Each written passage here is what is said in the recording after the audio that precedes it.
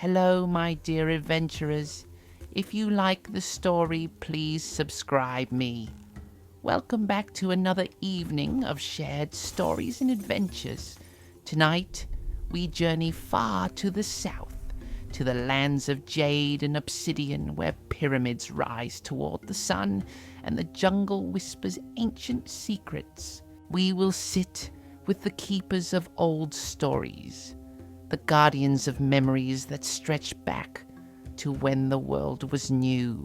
So find yourself a comfortable spot, perhaps near your own hearth, and let the sound of distant rain and crackling fire carry you to a time when gods walked the earth and heroes descended into darkness to bring back the light. And if you enjoy what I do here and want a way to support the channel, then consider checking out my Patreon linked down below.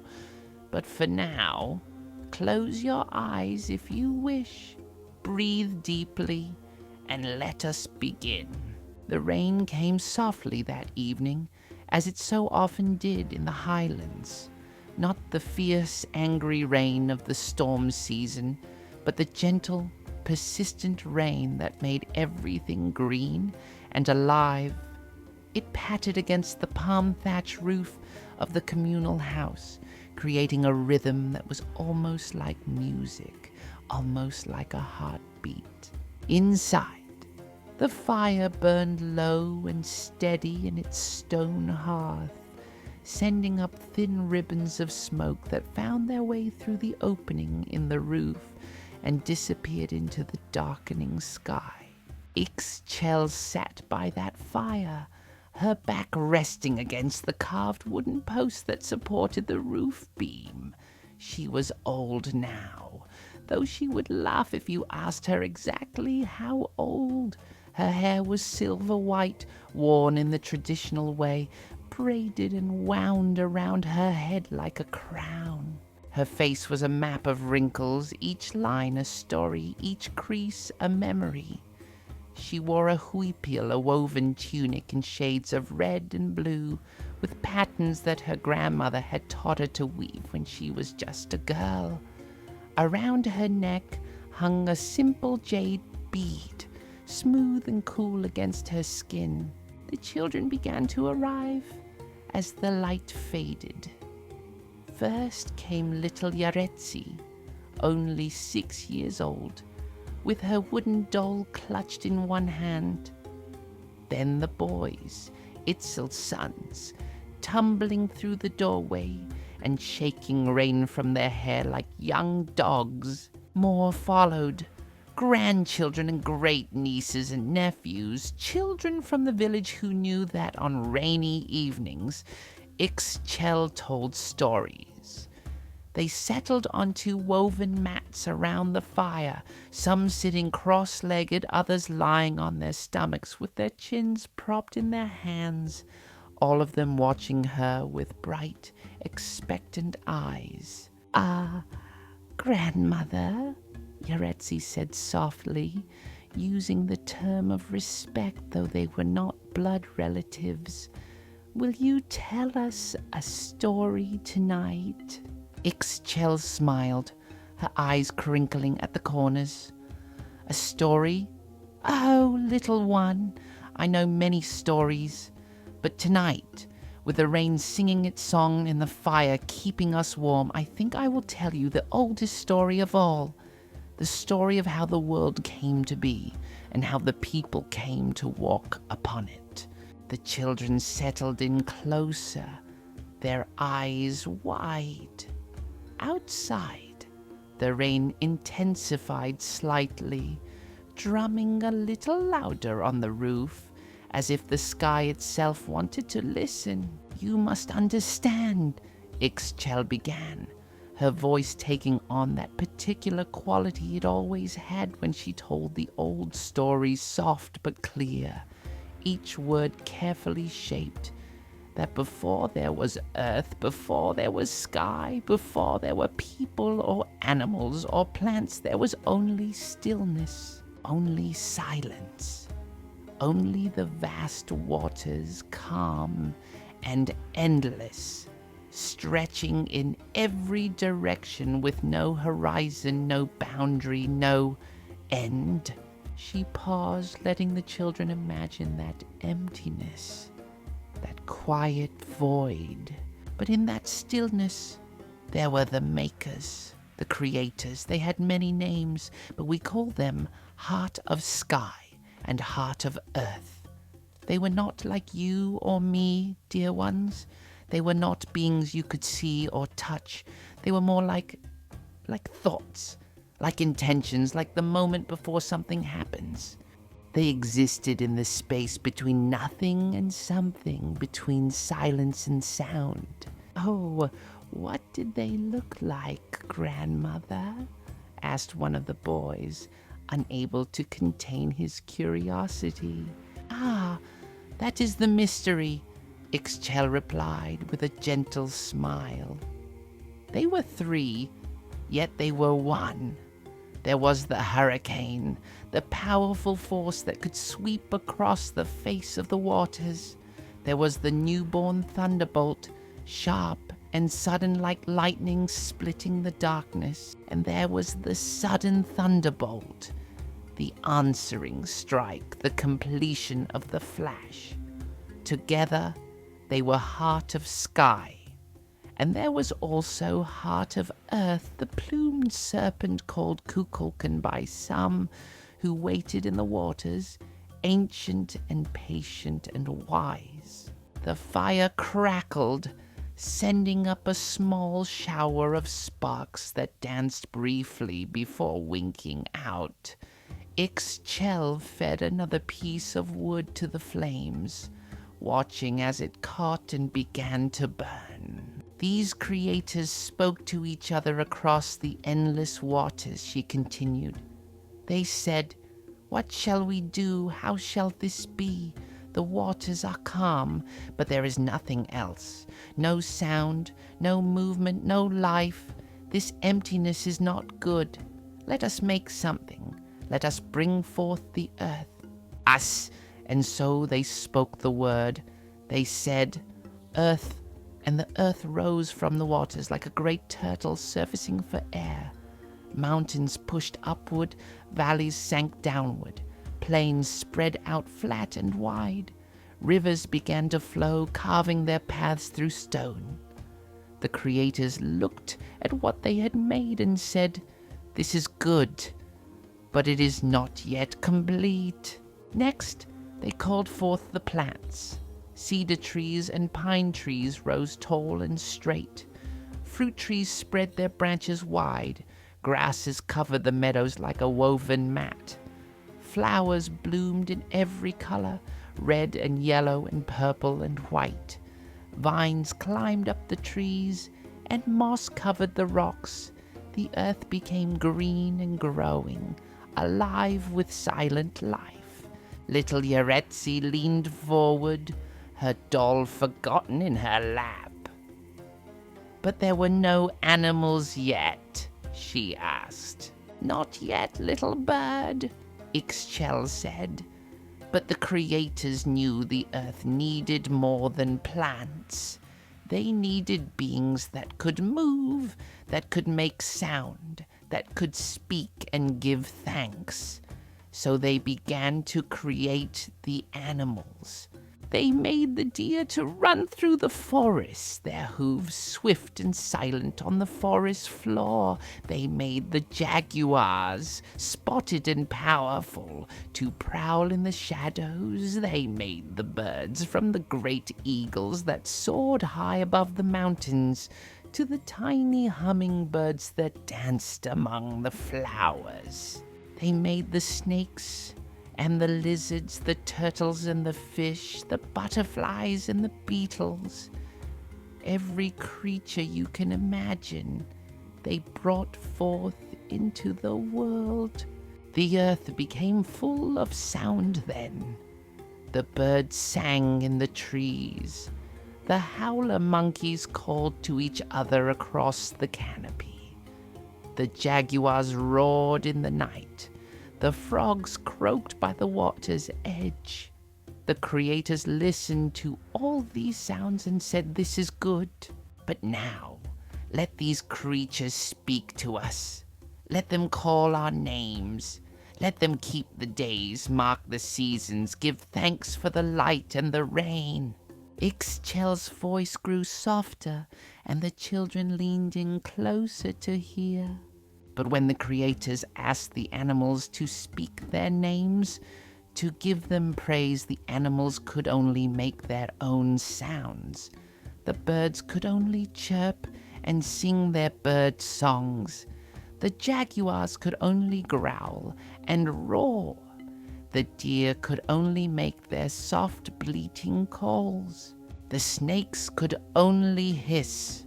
Not one of them could speak a true word, could form a thought, could remember who had made them or give thanks for their existence. The creators were disappointed. They said to the animals, "Because you cannot speak our names, because you cannot remember us or give thanks, you shall serve those who can.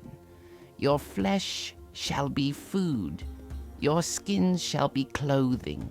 You will not be the keepers of days or the counters of time." And so it was decided that the animals, though they were beautiful and necessary, would not be the ones to honor the creators. One of the older children spoke up, a girl named Citlali. "So the creators tried again?" "Yes, child, they tried again." Ixchel nodded approvingly. They said to each other, "We must make beings who can speak, who can think, who can remember. We must make beings who can look up at the sky and know who created it, who can walk upon the earth and give thanks for it." So they began their second attempt. This time, they took mud from the riverbanks. Soft, wet clay that could be shaped and formed. They molded this mud into the shape of people, forming heads and bodies, arms and legs. They gave these mud people mouths and eyes. They breathed into them, trying to give them life.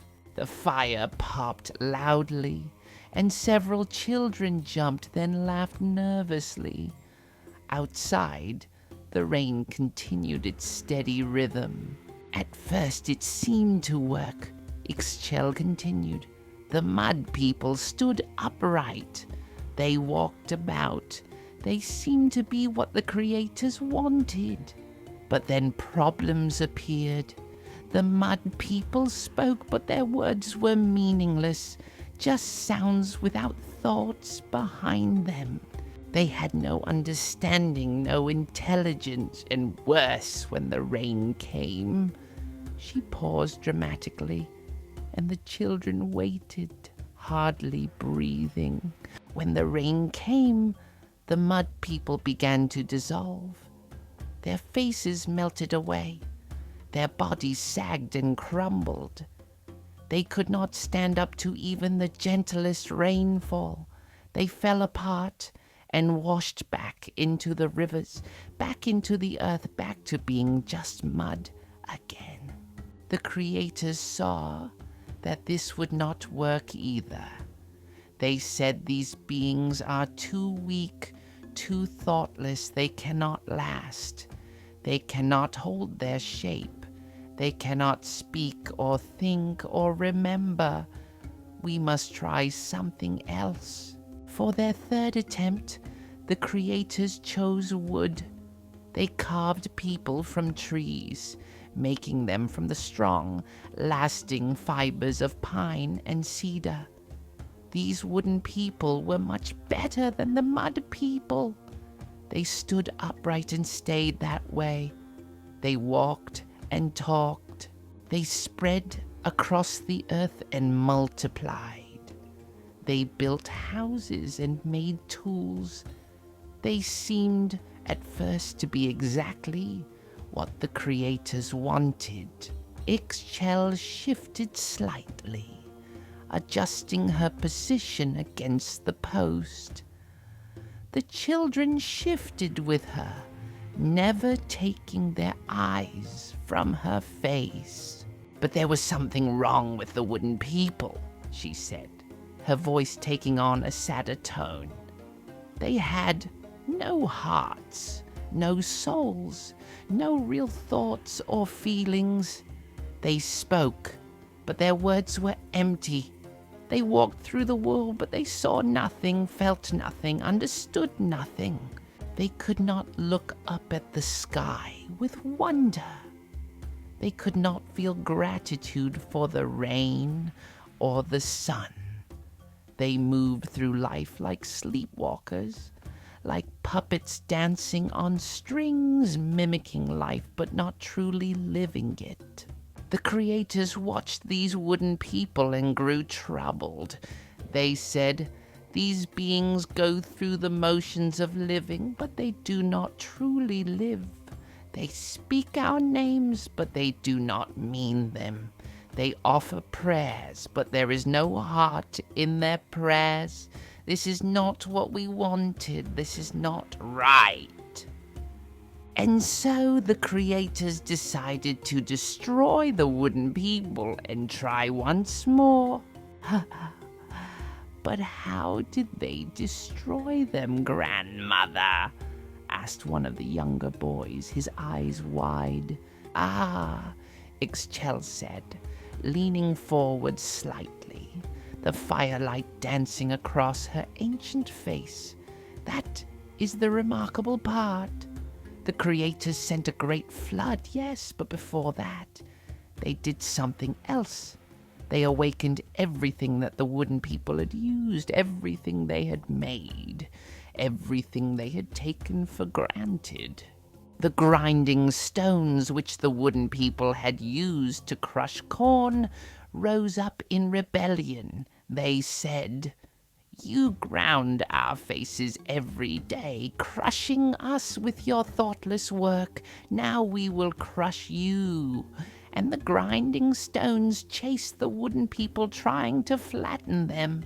The cooking pots and clay jars said, 'You burned us in your fires, scorched our sides, and never once thanked us or cared for us properly. Now we will burn you.' And the pots tried to bash in the heads of the wooden people. The dogs, who had been kept and commanded but never loved, turned on their masters. They said, 'You kicked us when we were hungry. You chased us away from your fires. You beat us with sticks. Now we will bite you with our teeth.' Even the hearthstones, the very stones of their fires, joined in. They said, 'You heated us until we cracked. You covered us in ash and never cleaned us. And now we will leap from our places and strike you.' The turkeys which the wooden people had kept in pens attacked them with their beaks. The tools they had used turned against them. Everything that had been made to serve rose up in anger against the wooden people who had used them without thought, without care, without gratitude. The children sat spellbound, imagining this uprising of objects and animals. The wooden people tried to run away, Ixchel said. They tried to climb into their houses, but the houses collapsed on top of them. They tried to climb the trees, but the trees shook them off their branches. They tried to hide in caves, but the caves sealed themselves shut. There was nowhere they could go, nowhere they could hide from the consequences of their thoughtlessness. Most of the wooden people were destroyed in that great rebellion, but a few, just a few, escaped into the deepest parts of the forest. And do you know what became of them? The children shook their heads, silent and waiting. They became the monkeys, Ixchel said with a small smile. The monkeys that swing in the trees and chatter without meaning. They are the descendants of that failed creation, a reminder of what happens when beings live without heart, without soul, without true understanding. After the wooden people were gone, the earth was quiet again. The creators sat in contemplation, considering what they had learned. They had tried animals who could not speak. They had tried mud people who could not last. They had tried wooden people who had no hearts. 3 times they had failed to create the beings they envisioned, but the creators did not give up.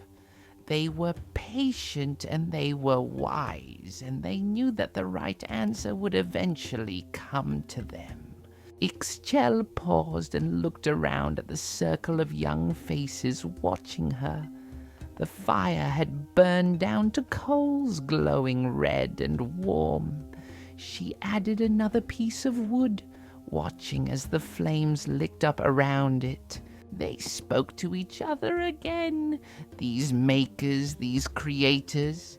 They said, what shall we use? What substance will give us beings who can speak truly, who can think deeply, who can remember us and honor us? What is the source of life itself? What is the food that sustains all people? And then they knew. The answer had been there all along, growing in the fields, swaying in the breeze, golden and green under the sun. Corn, breathed Chitlali, understanding. Yes, Ixchel said, her face illuminated with the warmth of the story. Corn, maize, the sacred plant, the gift from the earth, the staff of life. The creators said, we will make people from corn, from the very substance that will feed them, that will sustain them, that is sacred and precious. The plumed serpent Kukulkan brought forth the corn from a mountain called Sustenance Mountain, where it had been hidden inside. Yellow corn and white corn, perfect and ripe. They ground this corn into fine flour, the finest flour imaginable. They mixed it with water from the 9 sacred springs, water that was pure and blessed. And from this dough, from this sacred mixture of corn and water, they shaped the first true people. They made 4 men first. Their names were Jaguar Queets, Jaguar Knight, Not Right Now, and Dark Jaguar. These were the first real humans, the first people with true hearts and souls and minds. The creators shaped them carefully, lovingly, giving them eyes that could truly see, ears that could truly hear, mouths that could truly speak, and hearts that could truly feel. And when these corn people opened their eyes for the first time, do you know what they did? The children waited, barely breathing. They looked up at the sky and saw the stars. They looked around at the earth and saw the mountains, the valleys, the forests, the rivers. They looked at the plants and the animals, and they understood. They comprehended everything they saw. Their vision was so clear, so perfect that they could see to the ends of the earth and beyond. Their understanding was so complete that they knew the names of everything, the purpose of everything, the beauty of everything. And then they spoke. They called out the names of the creators. They gave thanks for the sky and the earth, for the rain and the sun, for the plants and the animals, for life itself. They prayed with true hearts, and their prayers rose up like smoke from sacred incense, pure and sincere and full of genuine gratitude. The creators listened to these prayers and were pleased. They said, at last we have made beings worthy of existence. These are the ones who will keep our days, who will mark the passage of time, who will remember us and honor us. These are the true people, the corn people, our children. Ixchel's voice grew soft and warm, but then the creators became worried. They saw that these corn people could see too much, understand too much. They were almost as wise as the creators themselves, and the makers thought, is this good? Should beings be able to see and know everything?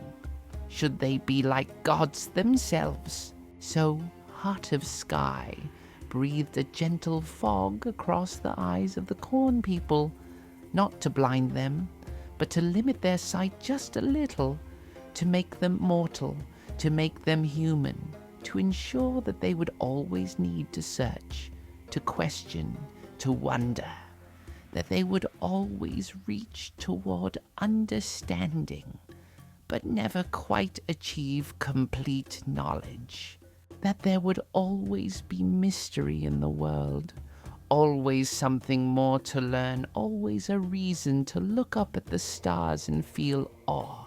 And this was good, because beings who know everything have no reason to grow, to explore, to dream. But beings who can wonder, who can question, who can seek understanding, these are beings who will never stop reaching toward the light.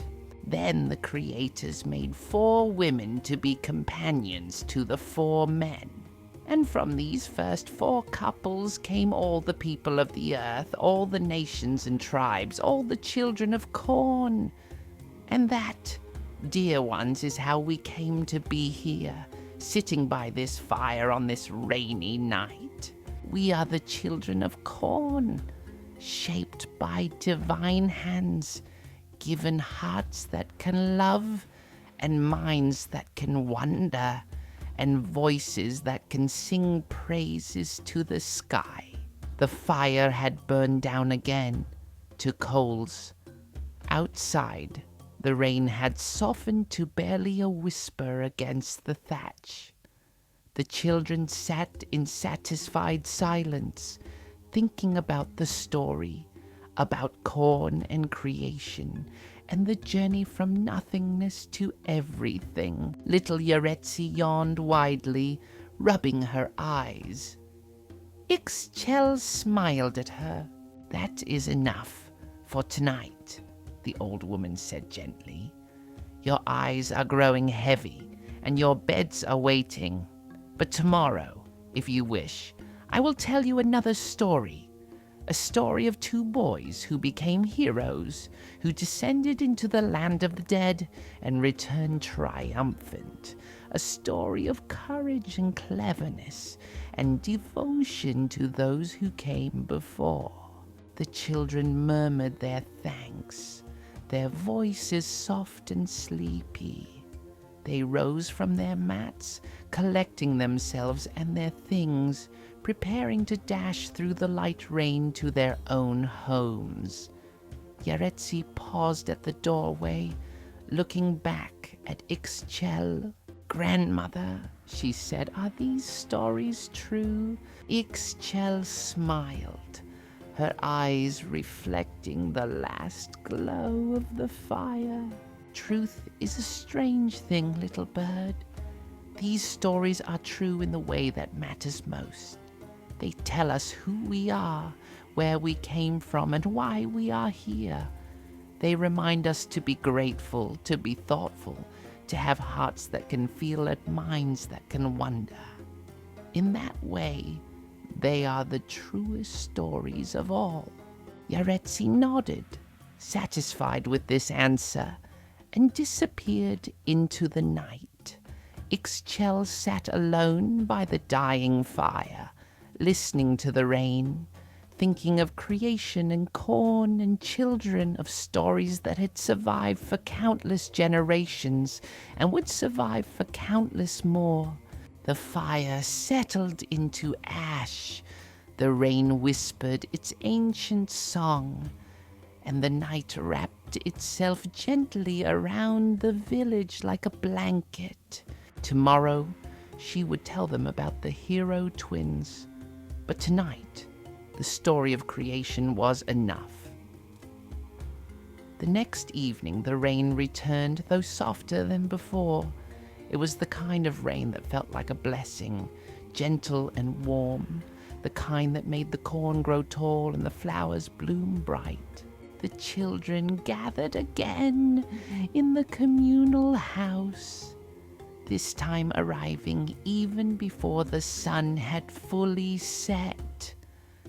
They brought their mats and settled quickly around the fire, their eyes bright with anticipation. Ixchel was already there, of course, stirring a pot of pozole that hung over the flames. The rich smell of hominy and chili filled the space, making stomachs rumble. She ladled out small bowls for the children, making sure each one had enough before settling back into her spot against the carved post. "You came back," she said with a smile, though her tone suggested she had never doubted they would. "You promised us a story about heroes," said one of the older boys, Miguel, already finishing his pozole with impressive speed. "And a promise is sacred," Ixchel replied. "So yes, tonight I will tell you about the hero twins Hunahpu and Xbalanque. But to understand their story, we must first learn about their father and uncle, for their tale begins before the twins were even born." She set down her own empty bowl and arranged herself comfortably, the firelight casting dancing shadows on the walls. Long ago, in the days after the corn people were made, but when the world was still young, there lived two brothers. Their names were Hunahpu and Hunahpu. Hunahpu was the elder, wise and strong, with eyes that saw clearly and a heart that beat with courage. Hunahpu was younger, quick to laugh and loyal to his brother in all things. They lived on the earth with their mother, Xmukane, an ancient and powerful woman who knew the old ways and kept the sacred calendar. These brothers were skilled at many things. They were excellent hunters who could track a deer through the thickest forest. They were talented farmers who could coax life from even the most stubborn soil. They knew how to weave and how to carve, how to read the stars, and how to speak with respect to the gods. But there was one thing they loved more than anything else in the world. She paused, letting the anticipation build. "The ball game," she said simply, and several of the children nodded knowingly.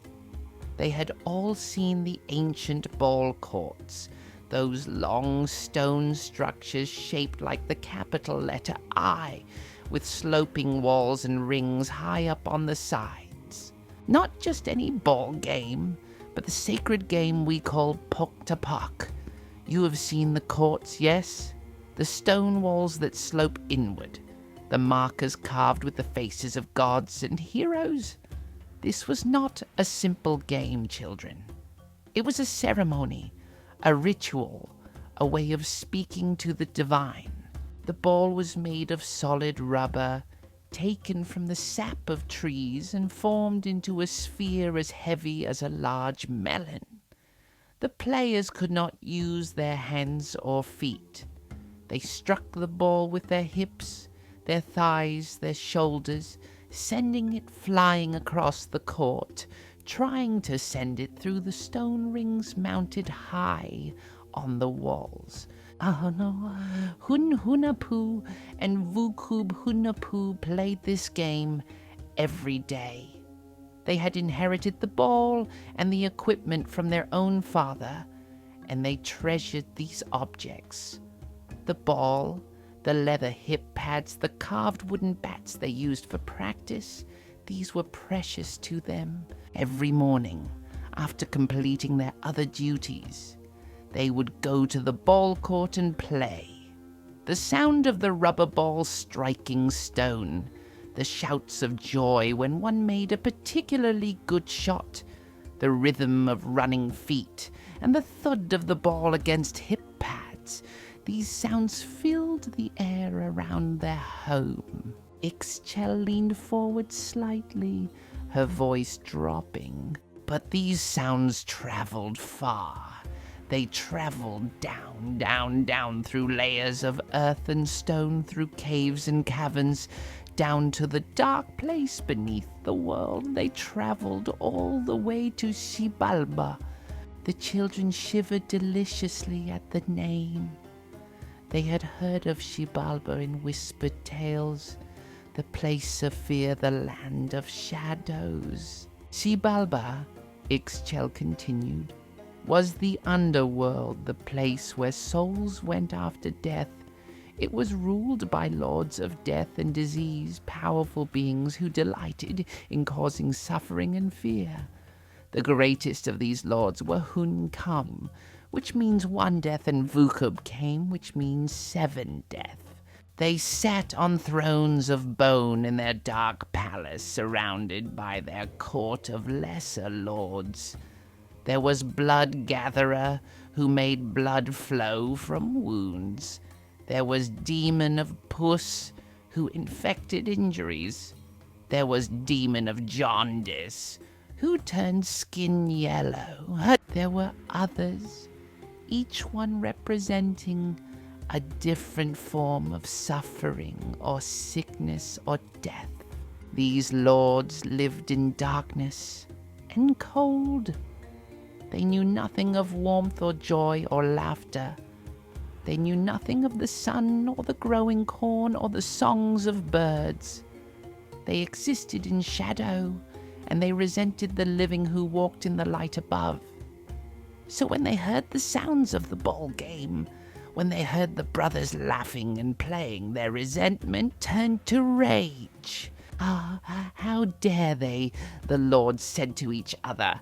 "How dare these mortals make such noise above our heads? How dare they play and laugh while we sit here in darkness? They think they are so skilled, so talented. Let us invite them here. Let us challenge them to play the ball game in our court. And when they come, we will defeat them and destroy them, and their noise will trouble us no more." So the lords of Xibalba sent messengers. These were not ordinary messengers, but creatures of the underworld, owls with eyes that glowed like coals, with feathers black as midnight and voices like grinding stones. The owls flew up from Xibalba, up through the caves and passages, up into the world of light and life. They found Hunahpu and Hunahpu at the ball court. In the middle of a game, the owls perched on the walls of the court and spoke with their harsh voices. They said, "You are summoned to Xibalba.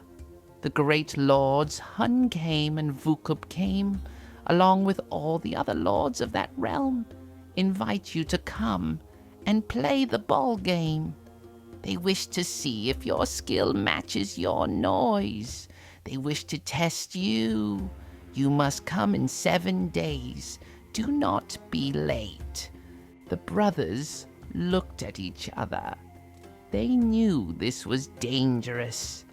Everyone knew that Xibalba was a place of tricks and traps, a place where the living were not meant to go. But the brothers were proud of their skill. They were confident in their abilities, and perhaps they were a bit foolish in the way young men can sometimes be foolish. They thought to themselves, "We are the best players in the world. Even the lords of death have heard of us.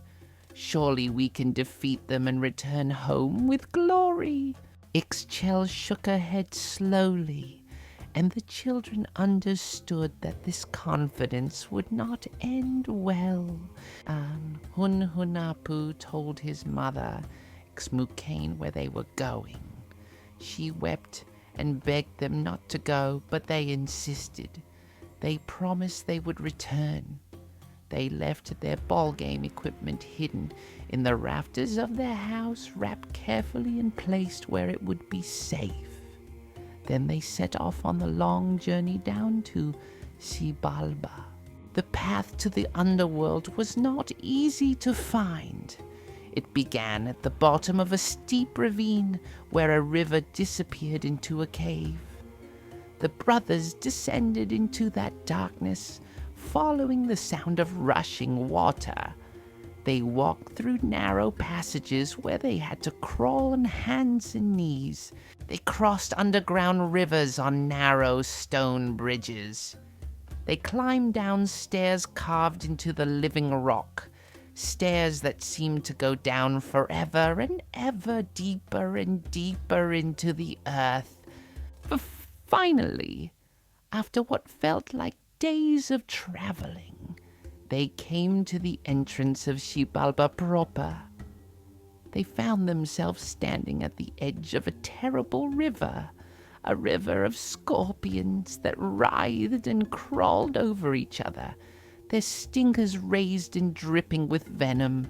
But the brothers were brave. They found a way across, leaping from stone to stone, never stopping long enough for the scorpions to reach them. Beyond the Scorpion River was another river, this one flowing with blood instead of water. The smell was terrible, metallic and thick, and the brothers had to cover their mouths and noses as they searched for a way across. They found a narrow log that spanned the river and walked across it carefully, trying not to look down at the red current flowing beneath them. And beyond the river of blood was a third river, this one filled with pus, thick and yellow and reeking of disease. The brothers held their breath and ran across a series of stepping stones, each one slippery and uncertain, until they reached the far shore. Finally, exhausted and shaken, they came to the great plaza of Xibalba. And there, sitting on carved thrones, were the lords of death. Ixchel paused to sip from a cup of water, letting the tension build. But here is where the brothers made their first mistake. Before them, they saw many figures seated in rows. The first two, on the highest thrones, were Hunahpu and Xbalanque. Or so the brothers thought. But the lords of Xibalba were tricksters. The first two figures were not the real lords at all, but wooden mannequins, carved and dressed to look like rulers. Hunahpu approached these wooden figures and greeted them with respect, bowing low and calling them by their titles. And from somewhere in the shadows, the real lords of Xibalba laughed. It was a sound like bones rattling in a box, like wind through a tomb, cold and mocking. The brothers realized they had been fooled, and shame burned in their hearts. But worse was to come. The lords gestured to a bench and invited the brothers to sit and rest from their journey. Grateful, the brothers sat down. But the bench was not a bench at all. It was a hot stone, heated until it glowed, and the moment the brothers sat on it, they leapt up with cries of pain, their clothes smoking. Again, the lords laughed. The lords of Xibalba said, "So you have come to play the ball game with us. How wonderful! But first you must spend the night in our guest house. We have prepared a special place for you to rest. Tomorrow we will play." The brothers were led to the first of the houses of Xibalba. It was called the Dark House, and when they stepped inside, the door closed behind them with a sound like a stone sealing a tomb. There was no light at all, not even the faintest glimmer. The darkness was complete, absolute, suffocating.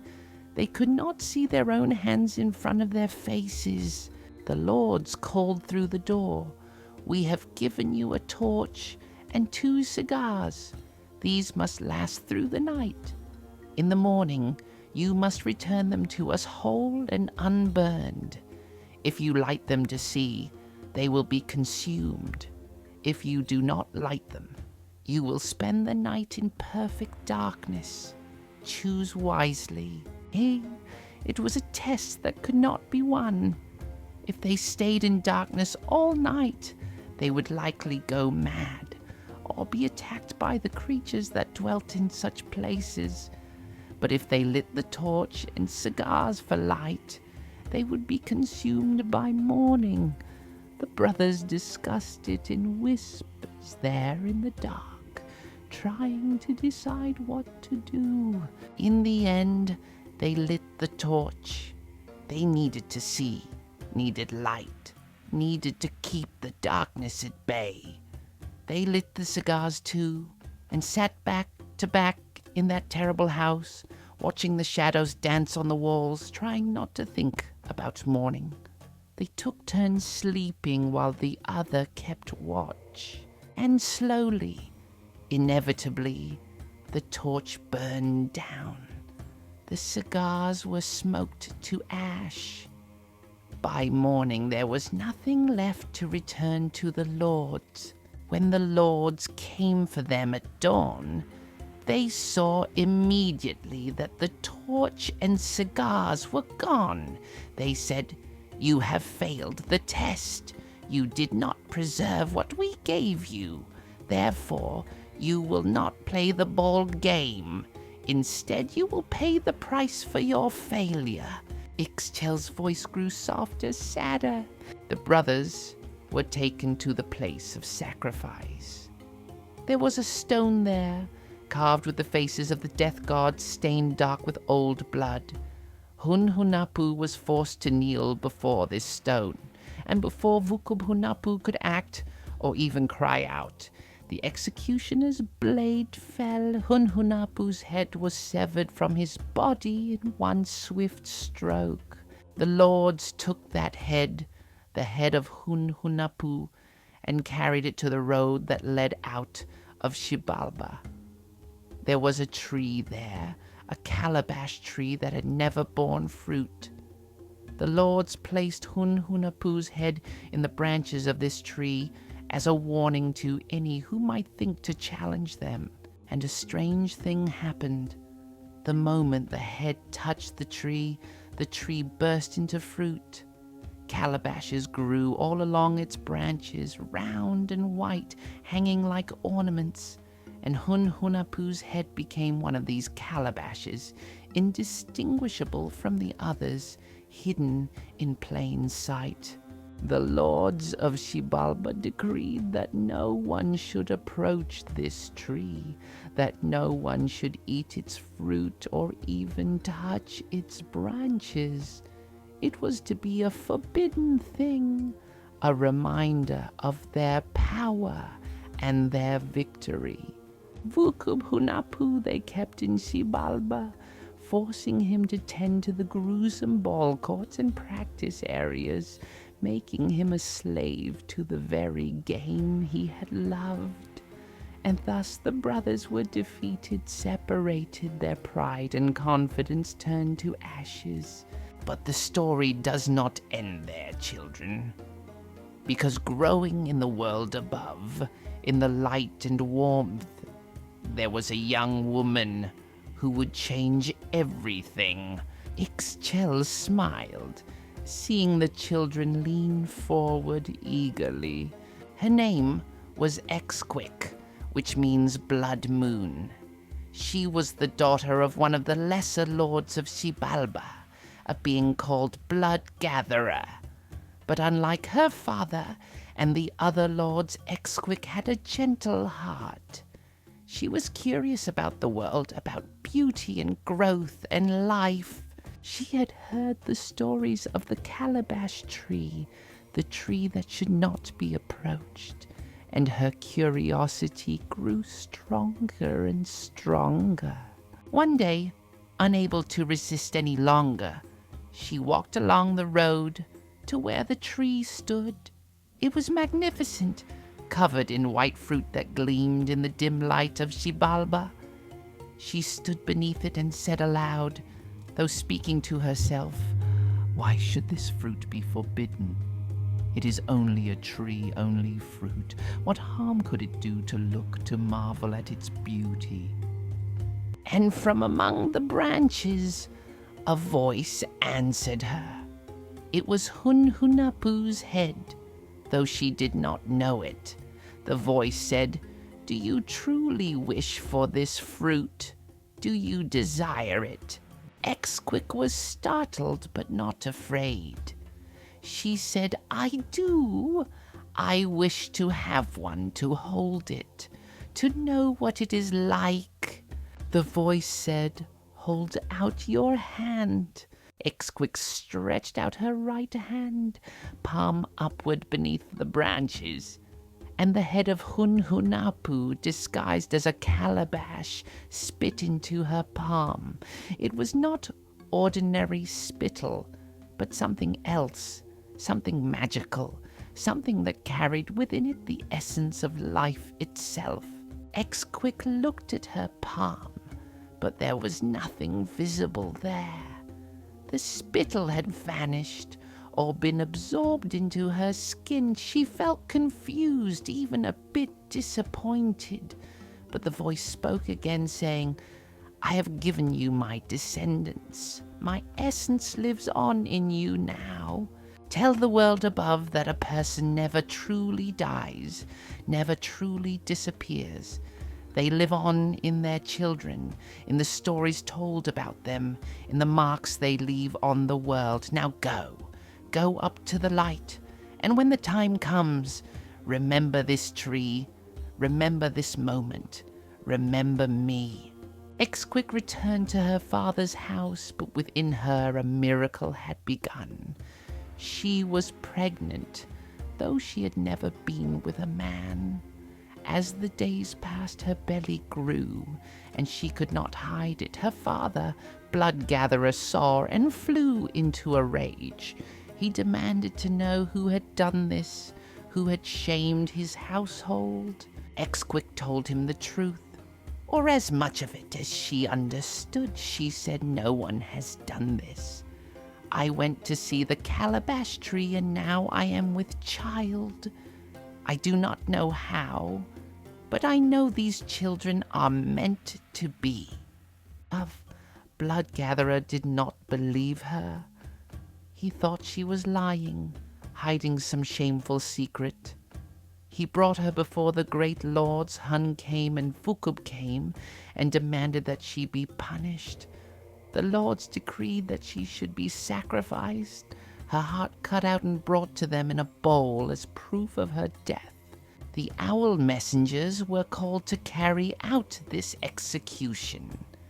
They took Xquick into the forest, far from the palace, to a place where her blood would water the roots of trees. They carried a stone knife and a bowl, ready to complete their task. But Xquick pleaded with them. She said, "I am innocent. These children I carry are special, are important. I do not know how I know this, but I feel it in my very soul. Please do not kill me. Do not kill them before they have even seen the light." The owls looked at each other. They were creatures of Xibalba, yes, but they were not heartless. There was something about this young woman, about her sincere plea, that moved them. They said, "We cannot return without your heart. The lords will destroy us if we come back empty-handed. What can we do?" Xquick looked around desperately. She saw a tree nearby, a tree with red sap that oozed from its bark. She said, "Take the sap from this tree, collect it in your bowl. The sap is red like blood. Shape it into the form of a heart. Perhaps it will fool them." The owls did as she suggested. They collected the thick red sap and formed it into a shape like a heart, placing it carefully in their bowl. It looked convincing, dripping and dark.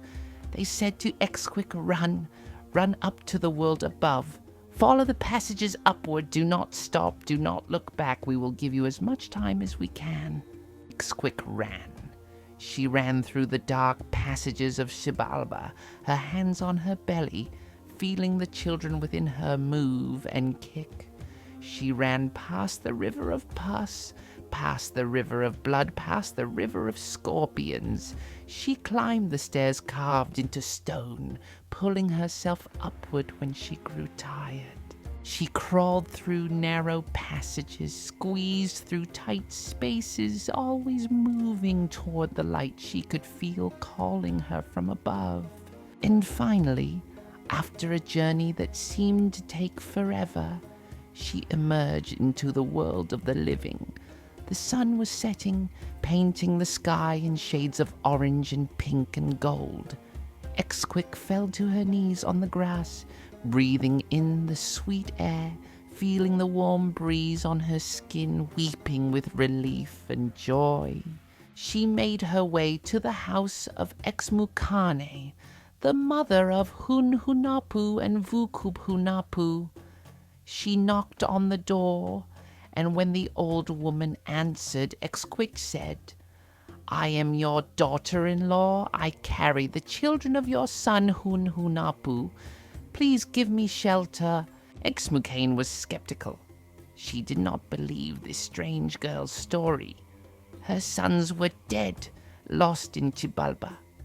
How could this girl be carrying their children? She said, "Prove it. If you are truly carrying my grandchildren, then prove your worth. Go to my field and bring back a net full of corn. Not just a few ears, but enough to fill a net. If you can do this, I will believe you."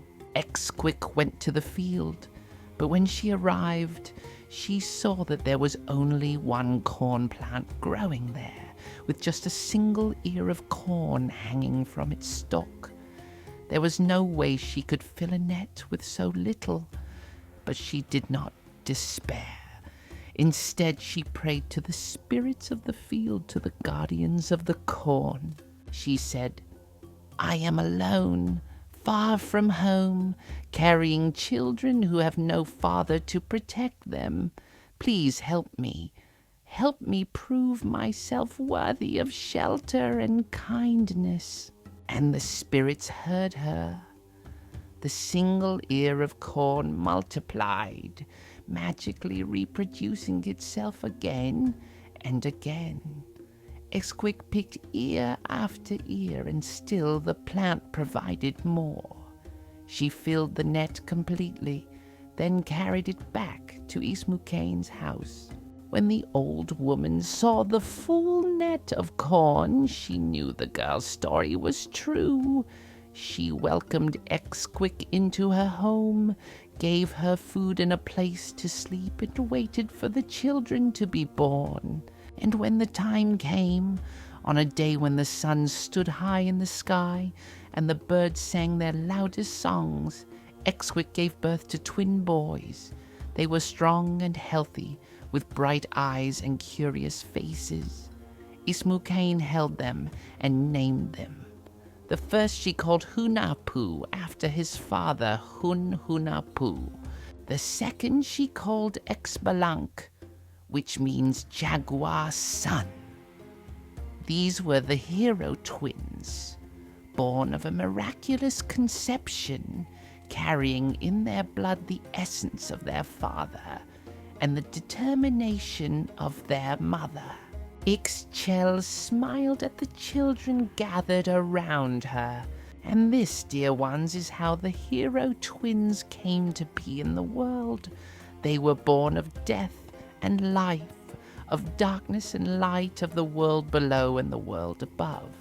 They carried in them a destiny, a purpose, though they did not yet know it.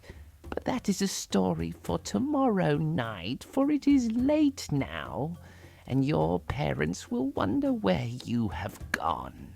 The children groaned good-naturedly, not wanting the story to end, but they were also yawning, their eyes heavy.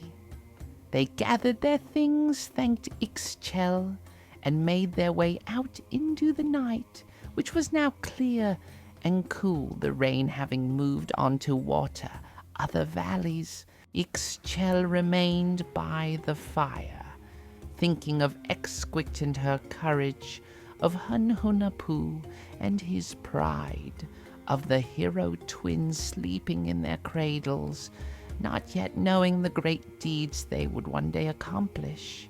Tomorrow she would tell the children about their adventures, but for tonight, this was enough. The third evening brought no rain at all, but a gentle wind that rustled through the palm trees and made the flames of the fire dance and flicker. The children arrived earlier than before, some bringing small offerings for Ixchel, a handful of cacao beans from one family, a bundle of fresh herbs from another, a small clay whistle shaped like a bird from little Yaretzi. Ixchel accepted each gift with gracious thanks, arranging them carefully on a woven mat beside her. Tonight, there were even more children than before.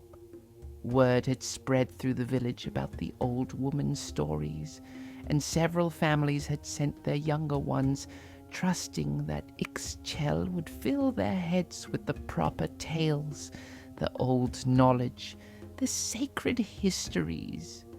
The communal house was crowded, warm with bodies and breath and anticipation. Ixchel waited until everyone had settled, until the rustling and whispered conversations had died down to expectant silence.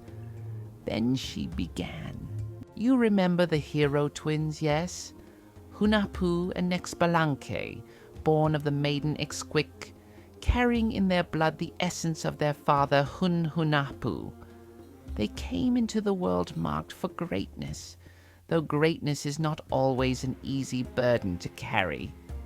Tonight, I will tell you about their childhood, their growing years, and how they discovered who they truly were.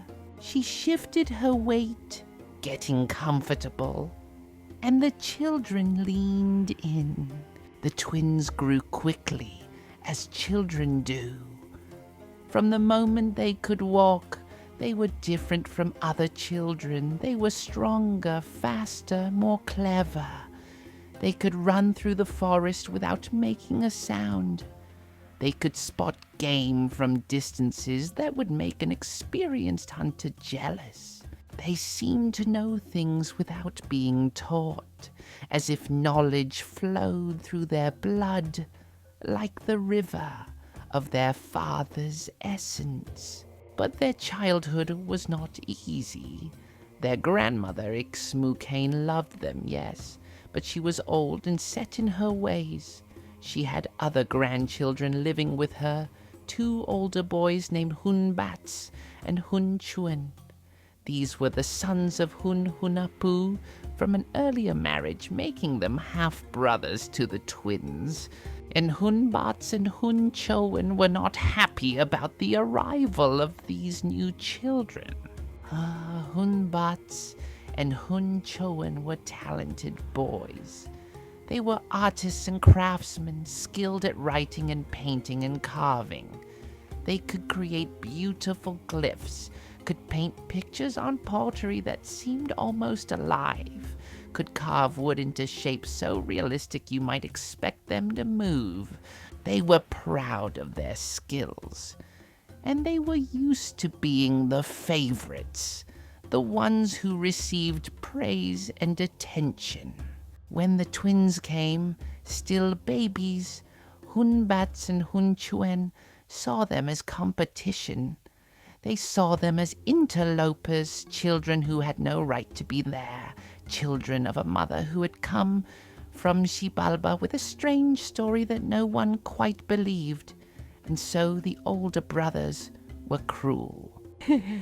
Ixchel's voice took on a tone of disapproval, and the children made small sounds of sympathy. They made the twins sleep outside, even on cold nights. They gave them the smallest portions of food at meals. They mocked them and called them names, saying their mother was a liar, and they had no real father. Xmucain did not stop this cruelty. Perhaps she was too old to intervene, or perhaps she favored Hunbats and Hunchoen because they had been with her longer. Whatever the reason, the twins learned early that life could be hard and unfair. But Hunahpu and Xbalanque did not let this treatment break their spirits. Instead, they relied on each other. Where one was weak, the other was strong. When one felt discouraged, the other would lift his spirits. They were not just brothers, but best friends, closest companions, two halves of a whole. They spent their days in the forest, away from the house where they were not welcome. They taught themselves to hunt, and they were remarkably good at it. Hunahpu could shoot his blowgun with such accuracy that he could hit a bird in flight without even seeming to aim. Xbalanque could track any animal through any terrain, reading signs in broken twigs and disturbed earth that others would never notice. Every day they went out, and every evening they returned with game. Birds, rabbits, sometimes a deer or a wild pig. They always brought their catch to Xmucain, presenting it respectfully, never asking for thanks or recognition. And every time, Hunbats and Hunchuen would take the best portions for themselves, leaving the twins with scraps or nothing at all. The twins accepted this with patience. They were biding their time, learning, growing stronger and more skilled with each passing day. They knew somehow that their purpose was greater than these small domestic cruelties. They could feel it in their bones, in the way their hearts beat, in the dreams that came to them at night. One day, when the twins were about 12 years old, they returned from hunting to find Hunbats and Hunchuen in a terrible mood. The older brothers had been trying to paint a mural on the wall of the house, a complex scene depicting gods and heroes, and it had gone badly. The paint had run, the proportions were wrong, and what should have been a masterpiece looked clumsy and childish. Hunbats threw his brush down in disgust.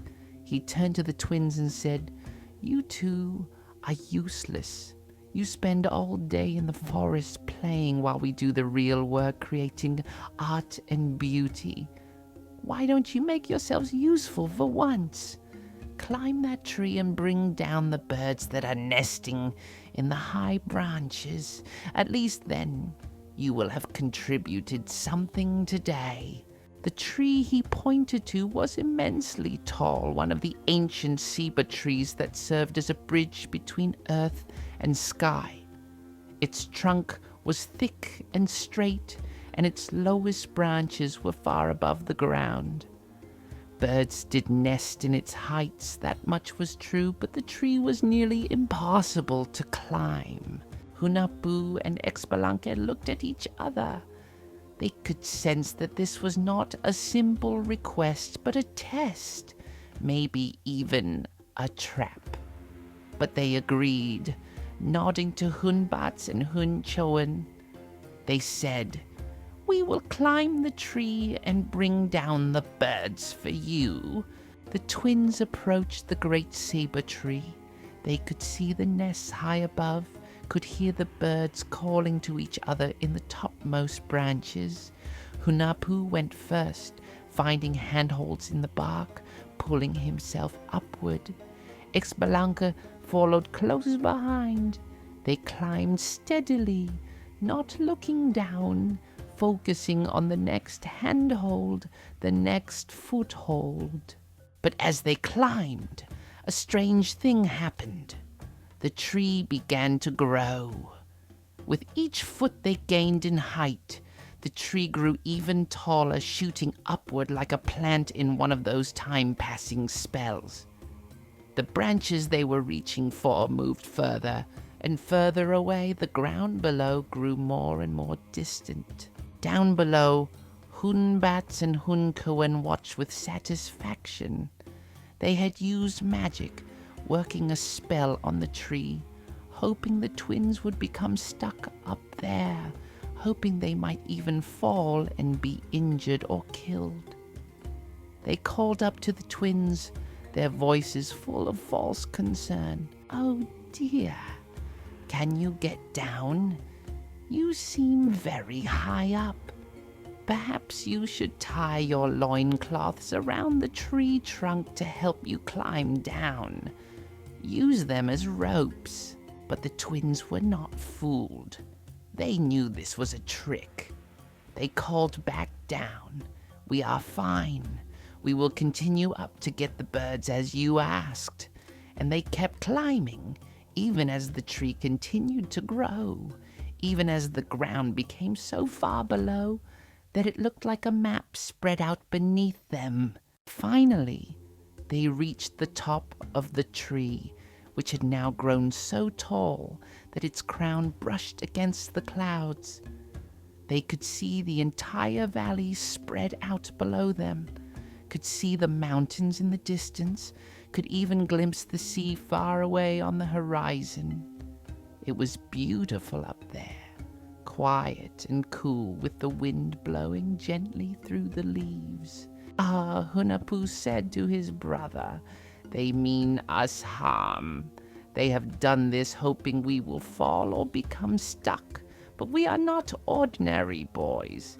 We carry power in our blood even if we do not yet fully understand it. Let us show them what happens when you try to hurt those who are marked by the gods." As Xbalanque agreed. Together, the twins spoke words of power, words that came to them from deep within, from the essence of their father that lived in them. They said, "Hunbats and Hunchoen, you who have been cruel without cause, you who have tried to harm us with your magic, you will be transformed. You will become what you truly are. Creatures who live in trees, who are clever with their hands but have no compassion in their hearts." Down below, Hunbats and Hunchoen felt the magic wash over them. Their faces elongated into snouts. Their bodies became covered in fur. Their hands and feet changed, growing longer fingers and toes with which to grasp branches. Tails sprouted from their backs. They cried out in alarm, but their voices had changed too, becoming the screeching, chattering calls of spider monkeys. They tried to run into the house to show Xbalanque what had happened, to get her to reverse the spell. But when she saw them approaching, looking like monkeys, she could not help herself. She laughed. It was not cruel laughter, but the startled, automatic laughter that comes when you see something so unexpected, so absurd that you cannot control your reaction.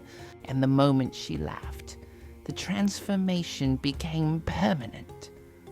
Hunbats and Hunchoen, now fully monkeys, ran off into the forest. But they did not lose everything. The twins had been merciful in their curse. Hunbats and Hunchoen became the patron spirits of artists and craftsmen. To this day, people who paint or carve or write pray to them for skill and inspiration. They remained clever and talented, but now they lived in the trees, where they could do no more harm to those below. The saber tree shrank back to its normal size, and the twins climbed down easily. When they reached the ground, Xbalanque was waiting for them with a new expression on her face. It was not quite respect, not quite fear, but something between the two. She said, "What are you that you can work such magic?" Hunahpu and Xbalanque looked at each other, then back at their grandmother. They said, "We do not know yet what we are, but we know we are not ordinary children." From that day forward, life in the house changed. Xbalanque treated the twins with more respect. She gave them proper portions of food and let them sleep inside on cold nights. She began to watch them more carefully, seeing in them echoes of her lost son Hunahpu. The twins continued to hunt, but now they also began to explore other aspects of their nature. They practiced with weapons beyond the blowgun. They learned to use the atlatl, the spear thrower that could send a dart flying with tremendous force. They learned to fight with clubs and knives. They ran for miles through the forest, building their endurance. They swam in the rivers, making themselves strong and quick in the water. And they began to have dreams, both of them separately and together. Dreamed of a place deep underground. They dreamed of dark courts where the ball game was played, of lords who ruled through fear, of tests and trials and challenges. They dreamed of their father's voice calling to them, though they had never met him in life. In their dreams, he said, "Remember me, avenge me, complete what I could not." One day, when they were about 15 years old, the twins were helping Xbalanque sweep out the house. It was a task they usually hated, finding it boring and menial, but today Xbalanque's broom hit something under the rafters. There was a hollow thunk, the sound of wood hitting something solid that should not have been there. The twins looked up. There, wrapped in old cloth and bound with cord, hidden in the shadows of the roof beams, was a bundle they had never noticed before. Hunahpu climbed up to investigate. He pulled the bundle down carefully and brought it into the light. When they unwrapped the cloth, their breath caught in their throats. Inside were the leather pads used for playing the ball game. There were the arm guards and the knee pads, and there, nestled in the center, was the rubber ball itself, still intact after all these years. Xbalanque saw what they had found, and her face went pale. She said, "Those belonged to your father and uncle. They loved the ball game above all things. I hid them here after they went to Xibalba, unable to bear the sight of them. I had forgotten they were even there." The twins held the equipment reverently. They could feel something in these objects, some essence of their father, some connection to the past. Hunahpu said, "We should learn to play. We should honor father's memory by continuing what he loved." Xbalanque tried to dissuade them. She said, The ball game brought your father and uncle to ruin. It was the noise of their playing that drew the attention of the lords of Xibalba. If you play, the same thing might happen to you. But the twins would not be dissuaded, they said. Then we will be ready for what comes. Unlike father, we will not go to Xibalba unprepared. We will learn from his mistakes. We will be clever and cautious as well as brave. And so they took the equipment to the ball court, the same court where their father had played so many years before.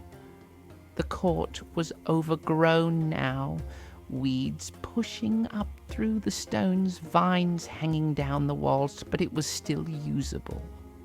The twins cleared away the vegetation, cleaned the stones, and began to practice. At first, they were clumsy. The rubber ball was heavy, and it hurt when it struck their hips or thighs. They fell often. Misjudged angles sent the ball flying in wrong directions, but they were persistent, and they learned quickly. Every day they practiced morning and evening, and slowly they became skilled.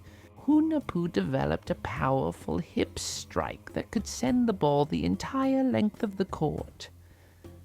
Xbalanque became expert at defensive play, able to intercept shots that seemed impossible to reach. Together, they became formidable players, moving around the court as if they shared one mind, anticipating each other's moves, working in perfect harmony. And as they played, as the sound of the rubber ball striking stone echoed through the valley, that sound traveled downward.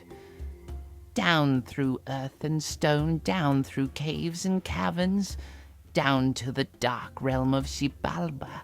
Ixchel's voice dropped low, becoming ominous. The lords of death heard that sound. Hun came and Vucub came, sat up on their thrones of bone and looked at each other. One said, "What, do you hear that? The ball game being played above our heads just as before." The other replied, "It must be the children of those we defeated, the sons of Hunahpu. They dare to disturb us just as their father did." The lords conferred with each other, with all the other lords of Xibalba. Bloodgatherer was there, though he was uneasy, remembering his daughter who had escaped.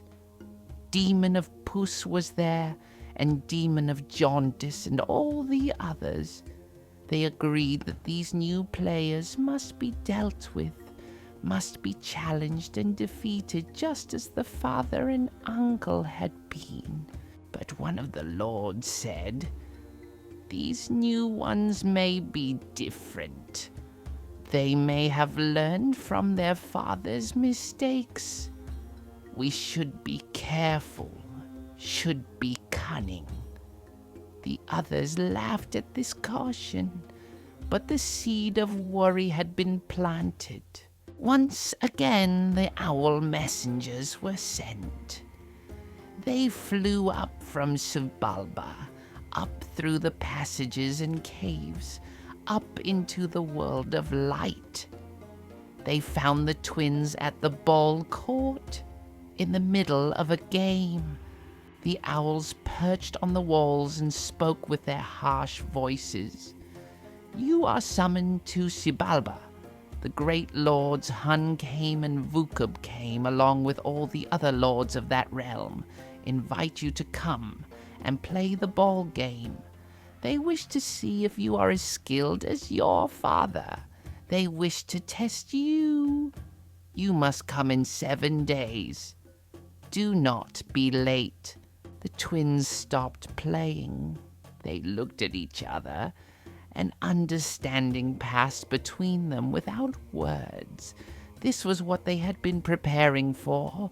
This was the destiny they had felt pulling at them in their dreams. They nodded to their owls and said, Tell your masters we will come. We will play their game, and we will be ready for whatever tests they devise."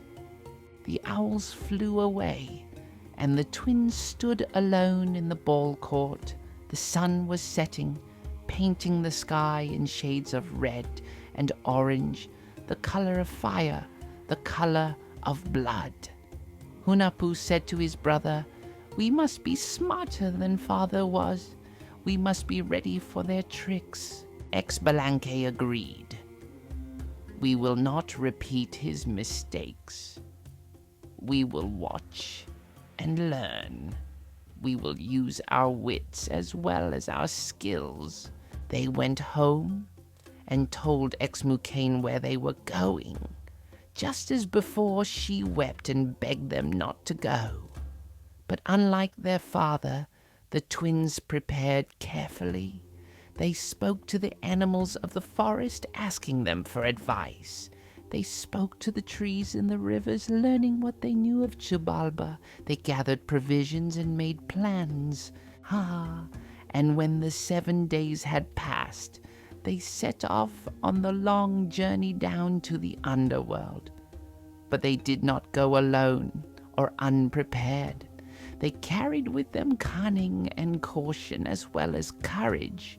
They carried with them the lessons of their father's failure, and they were determined not to repeat his fate. Ixchel looked around at the children, her eyes twinkling in the firelight. But what happened when they reached Xibalba? When they faced the tests and trials that had defeated their father? That, dear ones, is a story that will take more than one evening to tell properly. For now, let us rest, let us sleep, and tomorrow I will tell you about the dark house and the blade house and the cold house and all the terrible places the twins had to survive. The children groaned, but they were also yawning. It was late, and the fire had burned down to coals. They thanked Ixchel and made their way home, their heads full of monkey brothers and ball courts and the long dark path that led down to Xibalba. Ixchel sat alone, thinking of the twins and their journey, of preparation and courage, of the moment when destiny calls and one must choose whether to answer. Tomorrow she would tell them about the houses of death, but tonight this was enough. On the 4th evening the sky was clear and the stars were beginning to appear, brilliant points of light against the deepening blue. The children arrived with blankets this time, having learned from previous nights that the stories could go on until quite late. They wrapped themselves up like little cocoons and arranged themselves around the fire, which Ixchel had built up brightly tonight, its flames reaching high and casting a warm golden glow. "You are well prepared," Ixchel observed with approval, noting the blankets and the way the older children had helped the younger ones get settled. "Good. Tonight's story is a long one, full of darkness and danger. You will want to be comfortable." She settled into her own spot, a cushion placed against the carved post, and began without preamble. Hunahpu and Xbalanque stood at the entrance to Xibalba, looking down into the darkness. Before them stretched the long descent, the same path their father had taken years before. They had spent the 7 days of their journey preparing, talking, planning. They had discussed every story they had heard about the underworld, every whispered tale of its dangers and tricks.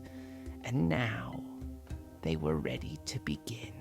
The path led down into a steep ravine, just as it had for their father. The twins descended carefully, testing each foothold before putting their full weight on it. The air grew cooler as they went deeper, and the light from above faded until they were walking in near darkness. But the twins were not afraid of the dark. They had spent many nights hunting in the forest without moon or starlight. Their eyes adjusted and they moved forward with confidence. They came to the river of scorpions, that terrible barrier writhing with venomous creatures, but the twins did not rush forward blindly. They stopped at the river's edge and studied it carefully. Xbalanque said, "Look there, brother. The current is slower on the far left. The scorpions are less dense there." Hunahpu nodded and said, "And see those stones? They form a path if we are quick and careful."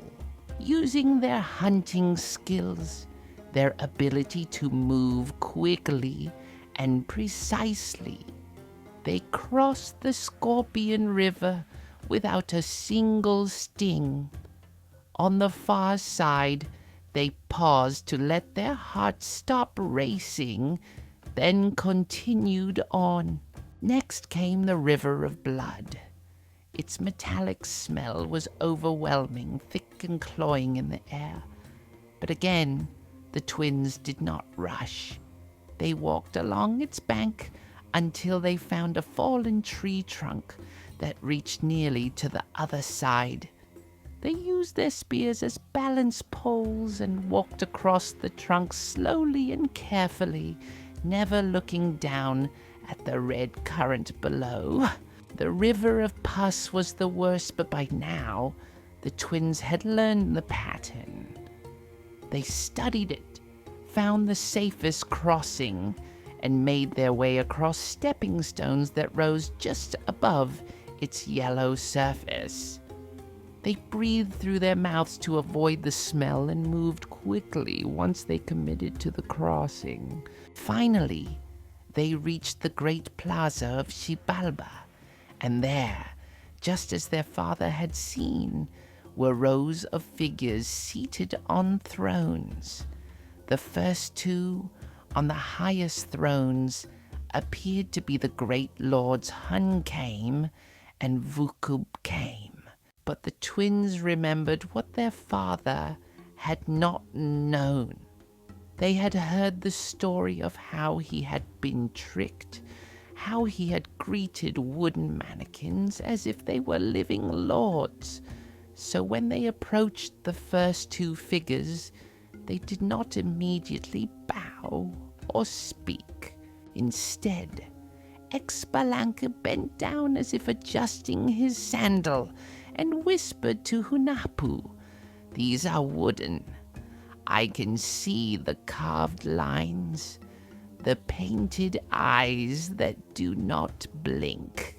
Hunahpu nodded slightly and said in a normal voice, loud enough for any real listeners to hear, "What fine decorations these lords of Xibalba keep. These statues are carved so realistically they almost seem alive." And he walked right past the wooden mannequins without acknowledging them. From the shadows there was a sound, not laughter this time, but surprise. The real lords of Xibalba had not expected these young ones to see through their tricks so easily. One by one, they revealed themselves, stepping out from behind pillars and curtains, taking their places on their true thrones. Hunahpu and Xbalanque sat on their thrones of bone and regarded the twins with cold eyes. Hunahpu spoke, his voice like the rustling of dry leaves. "So, you are the sons of Hunahpu. You are clever enough not to greet our decorations, but are you clever enough to survive what comes next?" Xbalanque gestured to a bench carved from stone. "Please sit. Rest from your journey. Tomorrow we will play the ball game, but tonight you must be tired." The bench looked innocent enough, a simple carved stone seat. But the twins remembered the story of how their father had been tricked by a burning bench. They approached it carefully, and Hunahpu held his hand near its surface without touching. He could feel heat radiating from it, could see the faint shimmer of air above it that spoke of intense warmth. Hunahpu said politely, "Thank you for your hospitality, great lords, but we are young and strong, not old and tired like our father was. We prefer to stand. Please do not trouble yourselves over our comfort." The lords of Xibalba looked at each other. Their tricks were not working.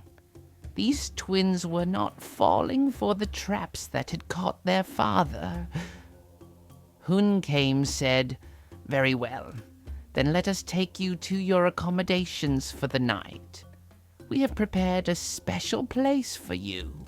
The twins were led through dark corridors, past rooms where terrible things could be heard happening but not seen. They passed chambers where screaming came from within, where rattling chains suggested prisoners, where foul smell spoke of decay and death. But they kept their faces calm, their steps steady. They would not show fear to these lords of darkness. Finally, they arrived at a doorway. Beyond it was absolute blackness, a darkness so complete it seemed almost solid. This was the dark house, the first test, the same test that had begun their father's downfall. The Lord said, "You will spend the night here.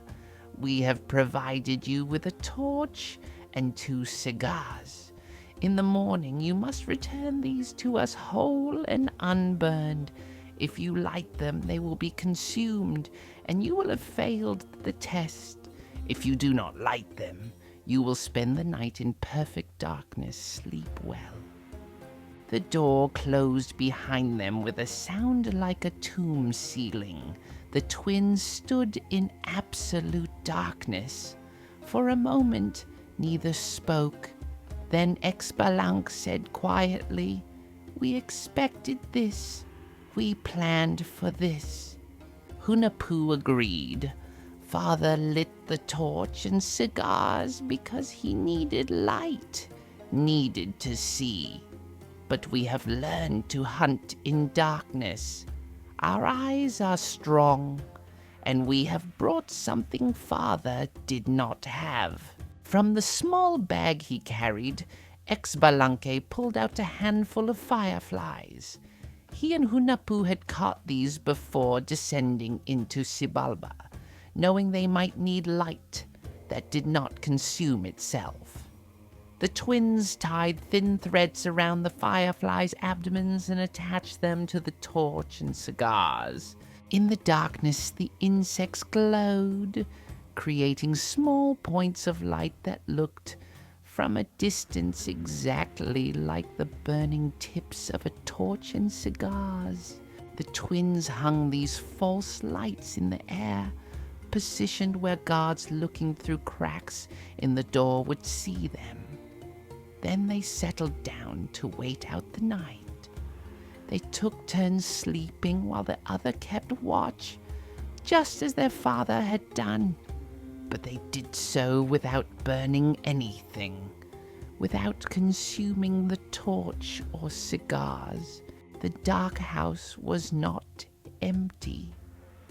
Things moved in the darkness, things that whispered and scraped and breathed with wet, rattling sounds. But the twins had faced dangerous animals in the forest. They knew how to stay calm, how to breathe slowly, how to let fear flow through them and out without taking root. When something came too close, they would speak to each other in normal voices, and the sound of their confidence seemed to drive the dark things away. Finally, after what felt like an eternity, grey light began to seep under the door. Morning had come. The twins heard footsteps approaching, heard the heavy sound of the door being unbarred. It swung open, and the lords of Xibalba stood there, expecting to see spent torches and cigars smoked to nothing. Instead, Hunahpu held out the torch and the cigars, both unburned and whole. The twins had even arranged them back in their original wrapping, neat and pristine. The lords stared in disbelief. Hunahpu said, "How is this possible? You spent the night in darkness without light." Xbalanque said calmly, "We are hunters. We do not fear the dark, and we do not waste what is given to us." He did not mention the fireflies, which had been released outside when morning came. The lords conferred among themselves in harsh whispers. This was not going as they had planned. These twins were more clever than their father, more prepared, more careful. But there were more tests, more houses, and surely the boys would fail eventually.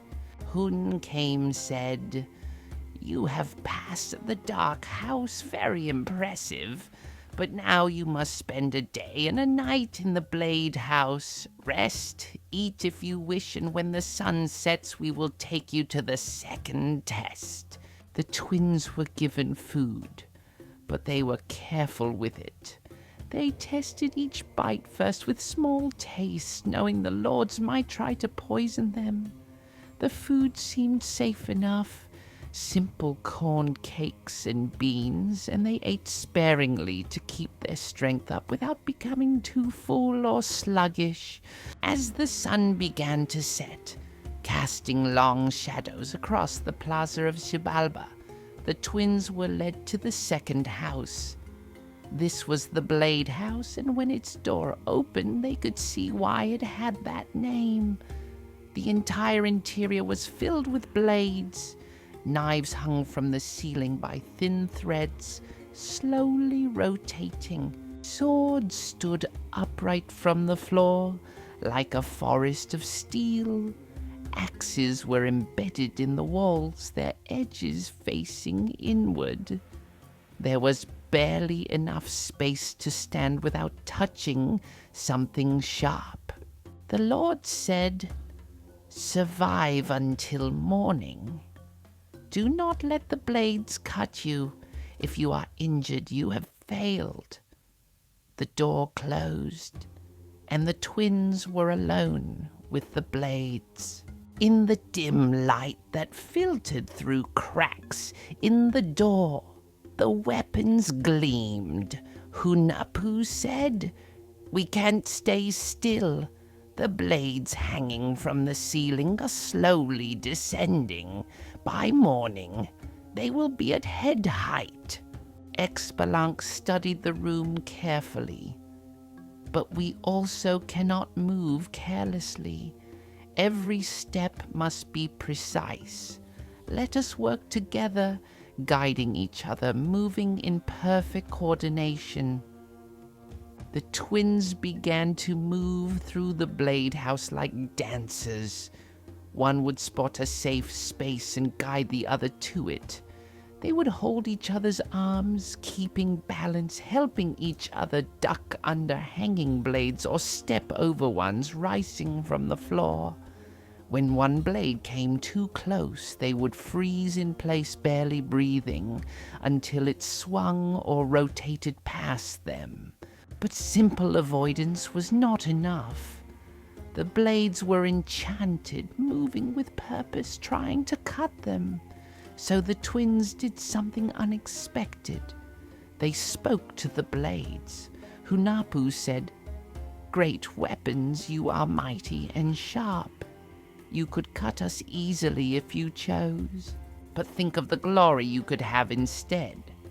We are here to challenge the lords of Xibalba themselves. If you help us, If you spare us, then when we win, your names will be remembered. You will be known as the blades that chose honor over obedience to the Death Lords. It was a gamble, but the twins understood something important. Even enchanted objects had a kind of consciousness, a pride in what they were. The blades listened. Their movements became less aggressive. The knives hanging from the ceiling stopped descending. The swords planted in the floor tilted slightly away from the twins. By appealing to their pride and honor, the twins had turned potential enemies into neutral observers. The twins still had to move carefully through the night, still had to avoid accidental cuts, but the blades no longer actively pursued them. When morning came and the door opened, the Lord saw the twins standing unharmed, without a single cut or scratch. Hunahpu's face darkened with anger. He said, "You have passed the Blade House, but we have many more tests prepared. Take them to the Cold House." The Cold House was exactly what its name suggested. When the twins were led inside, they felt the temperature drop immediately. Frost covered the walls. Ice hung from the ceiling in long, sharp icicles.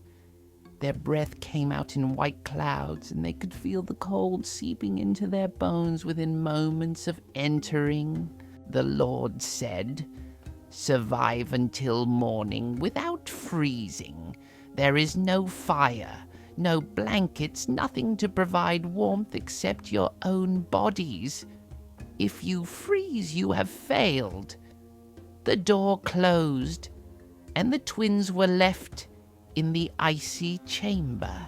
The cold was intense, more than any winter night in the highlands. It was magical cold, designed to freeze the blood in their veins, to make their hearts slow and eventually stop. Hunahpu and Xbalanque huddled together, sharing body heat, but it was not enough. They could feel themselves growing sluggish, their fingers and toes going numb. Xbalanque said through chattering teeth, "We cannot simply endure this. We need warmth.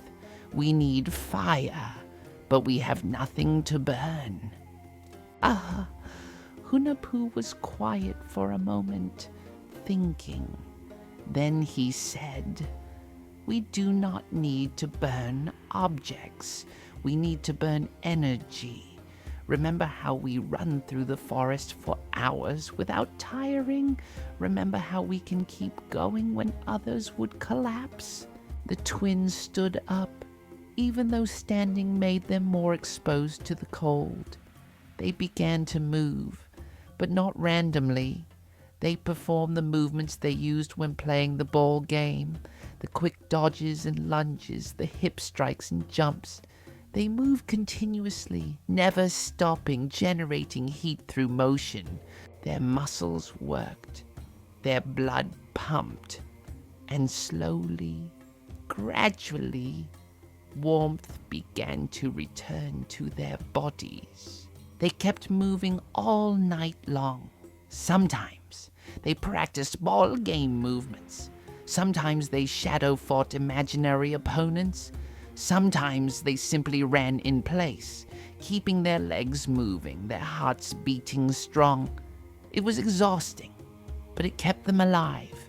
The cold could not freeze what kept moving, what generated its own heat.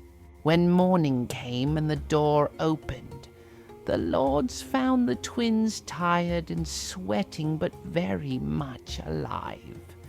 The lords could not believe it. 3 houses, 3 tests, and still these young ones survived. Fukupcame said, his voice filled with frustration, "Take them to the Jaguar House. Surely the great cats will finish them where cold and blades could not." The jaguar house was terrifying, even before the twins entered.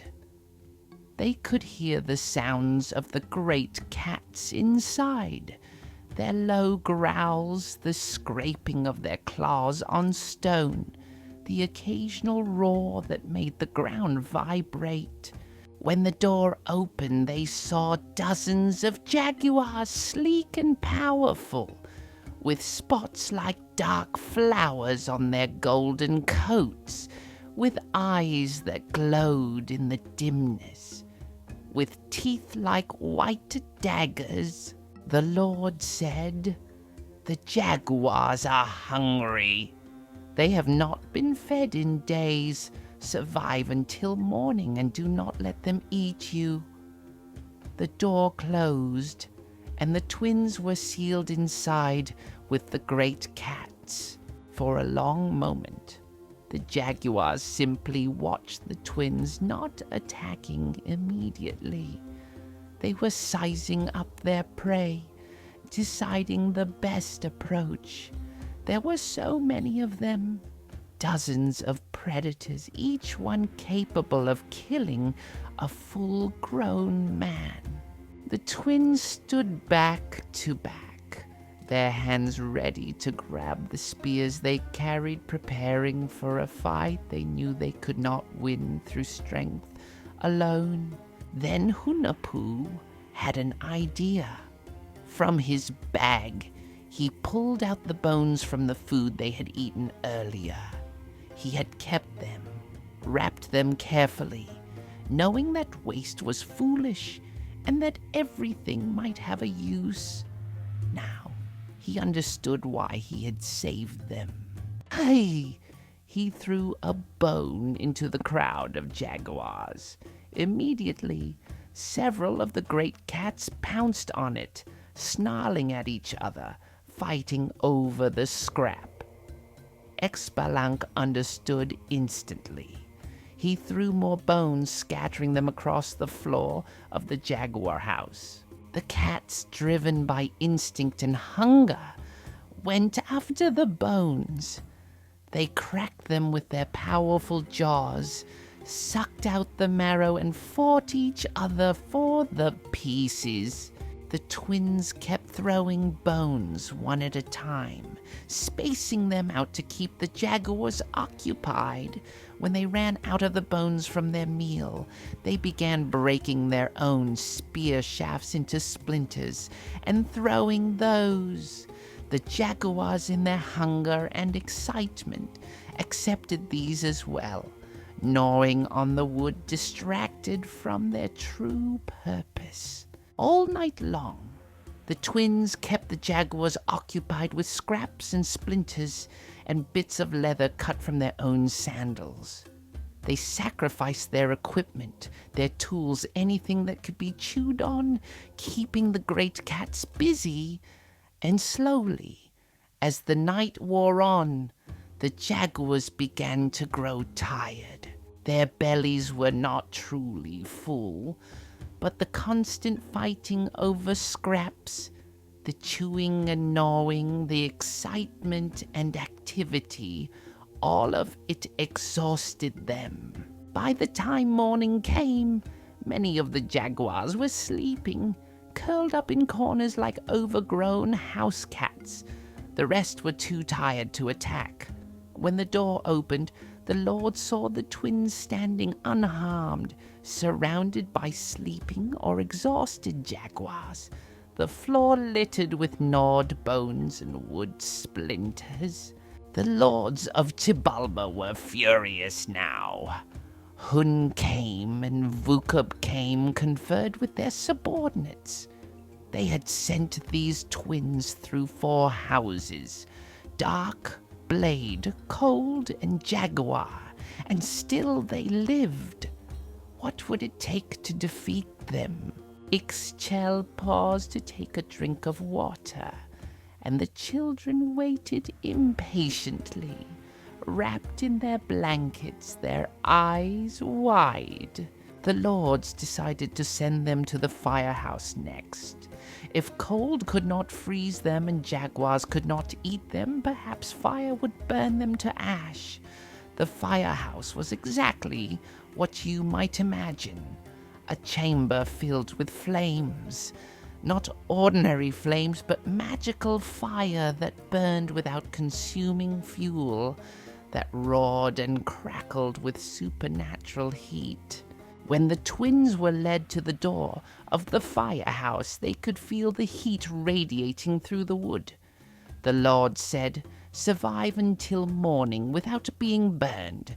If even a single hair on your head is singed, you have failed." The door opened, revealing an inferno, and the twins stepped inside. The heat was immediate and overwhelming. The air itself seemed to be burning. Flames covered the floor, the walls, the ceiling. There was nowhere that was not touched by fire. The twins could feel their skin tightening, their hair crisping at the edges.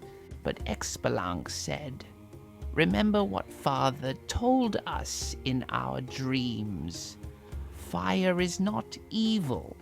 Fire is a tool, a servant. Fire gives us light and warmth and the ability to cook our food. Fire responds to respect." The twins knelt in the center of the flames, feeling them lick at their bodies, but not yet burning them. They spoke to the fire. They said, "Great fire, you are powerful and necessary. You are the light that chases away darkness, the warmth that keeps us from freezing, the heat that transforms raw food into nourishment. We honor you. We do not fight you. We ask only that you remember we are your friends, that we are the children of corn, and corn was made by the very gods you serve." The fire listened. The flames did not go out, but they drew back slightly, leaving a small clear space around the twins. It was still hot, terribly hot, but it was no longer burning them directly. The twins sat in this space, sweating profusely, barely able to breathe in the superheated air, but alive. They meditated through the night, keeping their minds calm, their breathing steady, constantly speaking words of respect and honor to the fire. And the fire, flattered by their words, touched by their obvious respect, kept them alive until morning, when the door opened and the Lord saw them emerge, singed and exhausted but unburned. There was silence in the plaza of Xibalba. 5 houses, 5 tests, and still these mortals lived. Ixchel looked at the children, seeing their rapt attention, their need to know what came next. "But there was one more house," she said softly. "One more test, the most dangerous of all, and that, dear ones, is where we will continue tomorrow. For it is late, and the story of the Bat House deserves to be told when you are fresh and alert, not when your eyes are already heavy with sleep." The children wanted to protest, but they were indeed tired, and the fire had burned low. They thanked Ixchel and made their way home, their heads full of jaguars and blades and fire that could be reasoned with. Ixchel sat alone, thinking of the Hero Twins and their incredible journey through the houses of death. Tomorrow she would tell them about Camazots, the death bat, and the terrible price of a moment's carelessness. But tonight, this was enough. The 5th evening arrived with a whisper of wind and the distant rumble of thunder. The rainy season was returning, but for now, the sky held its water, creating an atmosphere of anticipation that matched perfectly the the mood of the gathered children. They arrived even earlier than usual, settling quickly into their spots, eager to hear what would happen to the Hero twins in the dreaded Bat House. Ixchel had prepared sweet tamales tonight, steamed in banana leaves, and she distributed them to the children before beginning her story. The warm masa filled with honey and nuts was a treat, and the children ate quickly, not wanting to miss a single word. "You remember where we left our Hero twins?" Ixchel began, settling into her place. They had survived 5 houses of Xibalba, the dark house where they used fireflies instead of burning torches, the blade house where they appealed to the pride of the weapons, the cold house where they kept moving all night to generate warmth, the jaguar house where they fed bones to the great cats, and the firehouse where they honored the flames and asked for mercy. 5 impossible tests, and still they lived. The lords of Xibalba were beyond furious now. They gathered in their council chamber, all of them, arguing about what to do. Blood Gatherer said, "These are no ordinary mortals. They carry power in their blood."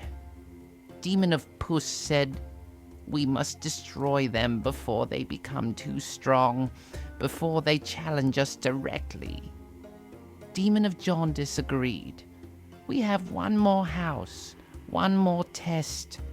The Bat House. Nothing has survived the Bat House. Not in all the years we have ruled here." Hun came and Vukub came nodded slowly. "Yes, the Bat House.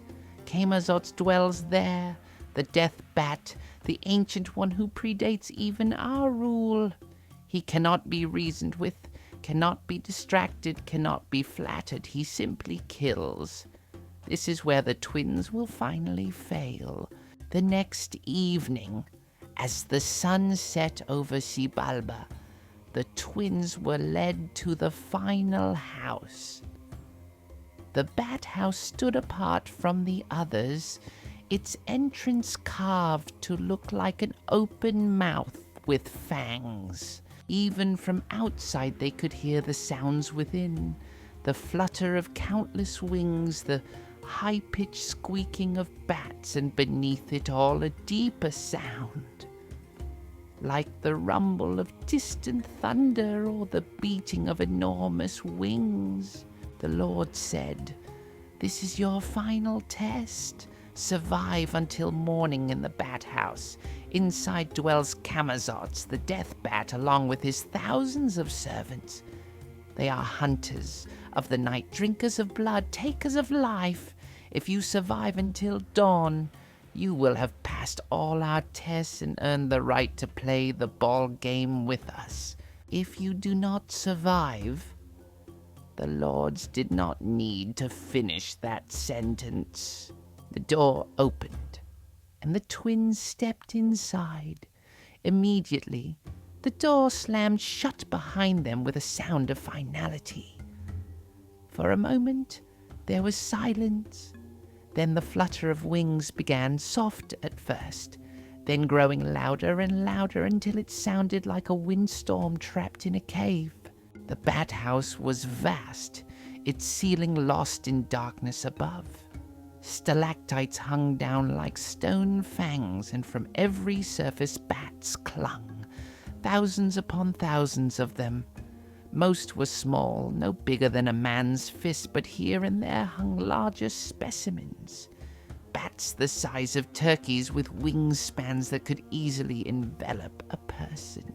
And in the very center of the ceiling, in the darkest, highest place, hung Kamazotz himself. He was enormous, with a body the size of a full-grown man, and wings that stretched wider than the twins could reach, with their arms outstretched.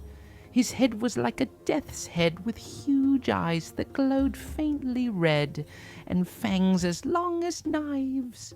He did not move, did not make a sound, but his presence filled the chamber like a pressure in the air. The twins looked at each other in the dim light that filtered through cracks in the walls. Hunahpu said quietly, "We cannot fight him. We cannot reason with him as we did with the blades or the fire. He is too ancient, too powerful, too intent on his purpose." Xbalanque agreed. "Then we must hide. We must make ourselves small and protected until morning comes." They looked around the bat house, searching for shelter, and they found it. In the floor of the chamber were 4 large ceramic jars, the kind used for storing grain or water. The jars were empty and large enough for a person to crouch inside. The twins each climbed into a jar, pulling themselves down inside until only their heads were above the rim. The ceramic was thick and strong. Even Camazot's fangs would have difficulty piercing it. They settled in to wait, their bodies protected, only their heads vulnerable. As the night deepened, Camazot's began to move. The great death bat released his grip on the ceiling and dropped into flight.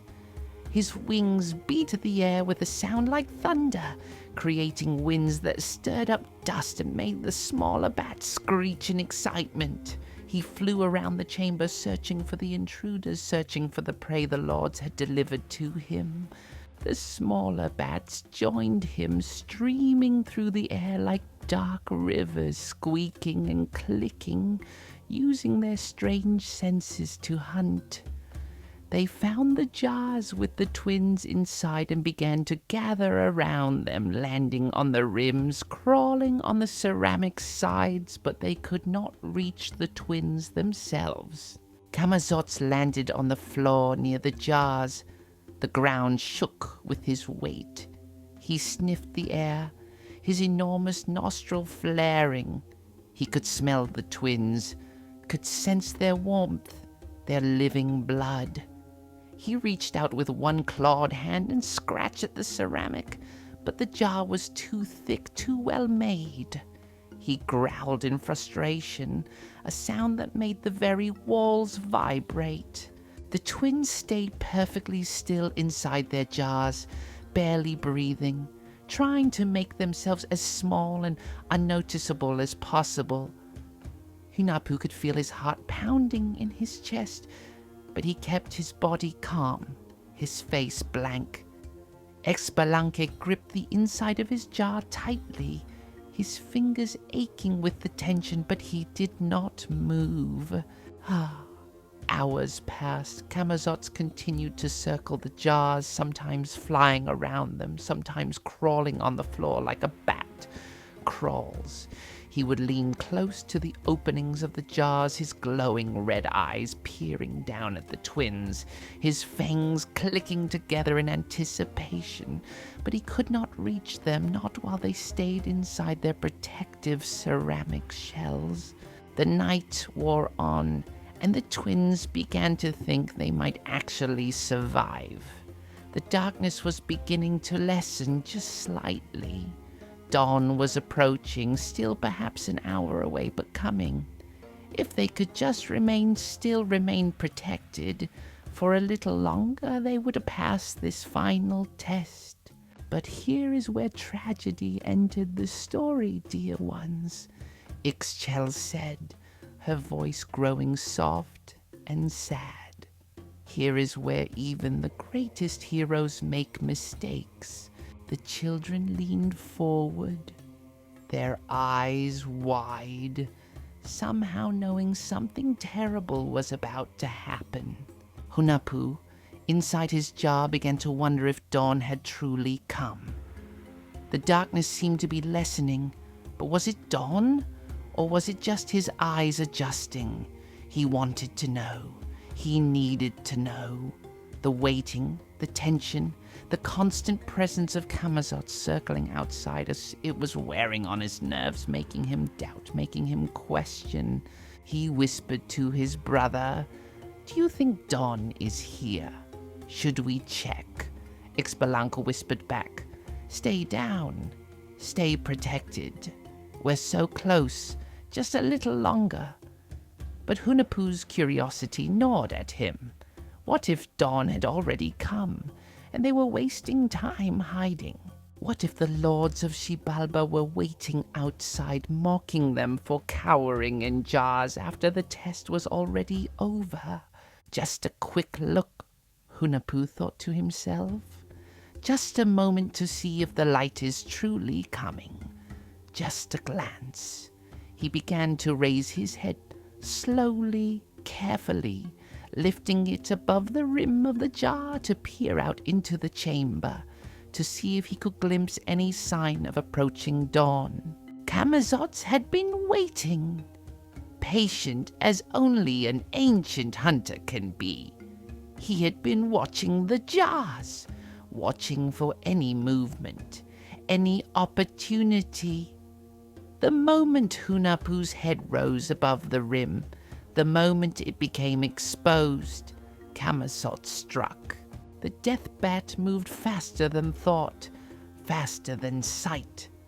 His massive body dropped from where he had been hanging on the wall, his wings folding close to his sides, his fangs extended. In a single terrible motion, those fangs closed around Hunahpu's neck. There was a wet, tearing sound, and then Hunahpu's head was severed from his body, separated in one powerful bite. Xbalanque, in his own jar, heard his brother's strangled gasp, heard the terrible sound of Camazotz's attack, and he knew even before he saw what had happened, his twin, his other half, his closest companion, Hunahpu, was dead. Or at least, his head was gone, which in Xibalba amounted to the same thing. Camazotz took Hunahpu's head in his claws and flew up to the ceiling, where he hung the head on a hook that jutted out from the stone. A trophy, a prize, a warning. The death bat's chest swelled with satisfaction. He had finally caught his prey, had finally tasted blood. The lords of Xibalba would be pleased. Xbalanque remained in his jar, his body shaking, grief and rage warring within him. His brother was gone. After all they had been through, after all the tests they had passed together, Hunahpu had been taken in a moment of carelessness, a moment of impatience. But Xbalanque could not give in to his grief, not yet. He had to survive. He had to make this right. He stayed in the jar until true dawn came, until light began to filter into the bat house, and Camazotz and his servants retreated to the darkest corners to sleep away the day. Only then did Xbalanque emerge. He stood on shaking legs and looked up at his brother's head hanging from the ceiling. Hunahpu's eyes were closed, his face pale but somehow peaceful. The door to the bat house opened, and the lords of Xibalba entered. They saw Xbalanque standing alone, saw the headless body of Hunahpu still in its jar, saw the head hanging above. They smiled their cold death god smiles. Hun came, said, "So you have finally failed. Your brother is dead, you are alone. Will you play the ball game with us now? Or will you admit defeat?" Xbalanque looked at the lords with eyes that burned with determination. He said, "My brother's body still lives even without his head. The blood of the corn people does not die so easily. I will play your ball game, but first give me until sunset to prepare. That much you owe me. After all, we have survived." The lords considered this. They were confident now, certain of their victory. One twin was headless, the other was alone and grieving. What harm could there be in granting this request? They said, "Very well, you have until sunset. Then we play the ball game, and when you lose, you will join your brother in death." Xbalanque was led out of the bat house. The lords left him alone, not even bothering to guard him closely. Where could he go? What could he do? He was in Xibalba, in the heart of their power, and his brother was dead. They had won, or so they thought. But Xbalanque had not given up. He walked through Xibalba, thinking, planning. He found a secluded spot near one of the rivers, a place where strange plants grew in the dim light. Among those plants was a vine that bore large, round fruits shaped almost like human heads. These were called calabash gourds, the same fruit that had grown on the tree where Hunahpu's head had been placed all those years ago. Xbalanque took one of these calabashes and carved it carefully. He used a sharp stone to shape it, to give it features to make it look as much like his brother's head as possible. He carved eyes and a nose and a mouth. He painted it with dyes he made from crushed berries and minerals. He worked all day, pouring his grief and his hope and his determination into this creation. When he was finished, he had made a head that looked remarkably like Hunahpu. It was not perfect, not up close, but from a distance, in the movement of the ball game, it might pass. Xbalanque took his creation and went to find his brother's body. Hunahpu's body was still in the bat house, slumped in its jar. Xbalanque pulled the body out, arranged it carefully, and placed the calabash head on the neck. He held it there and spoke words of power, words that came from deep within him, from the essence of his father, from the magic of the corn people. He said, "Brother, this is not yet your ending. Our story is not yet finished. I need you. Return to me.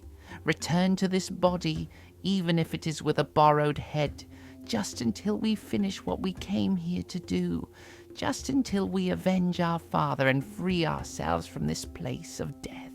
And slowly, miraculously, the calabash head began to move. The carved eyes blinked.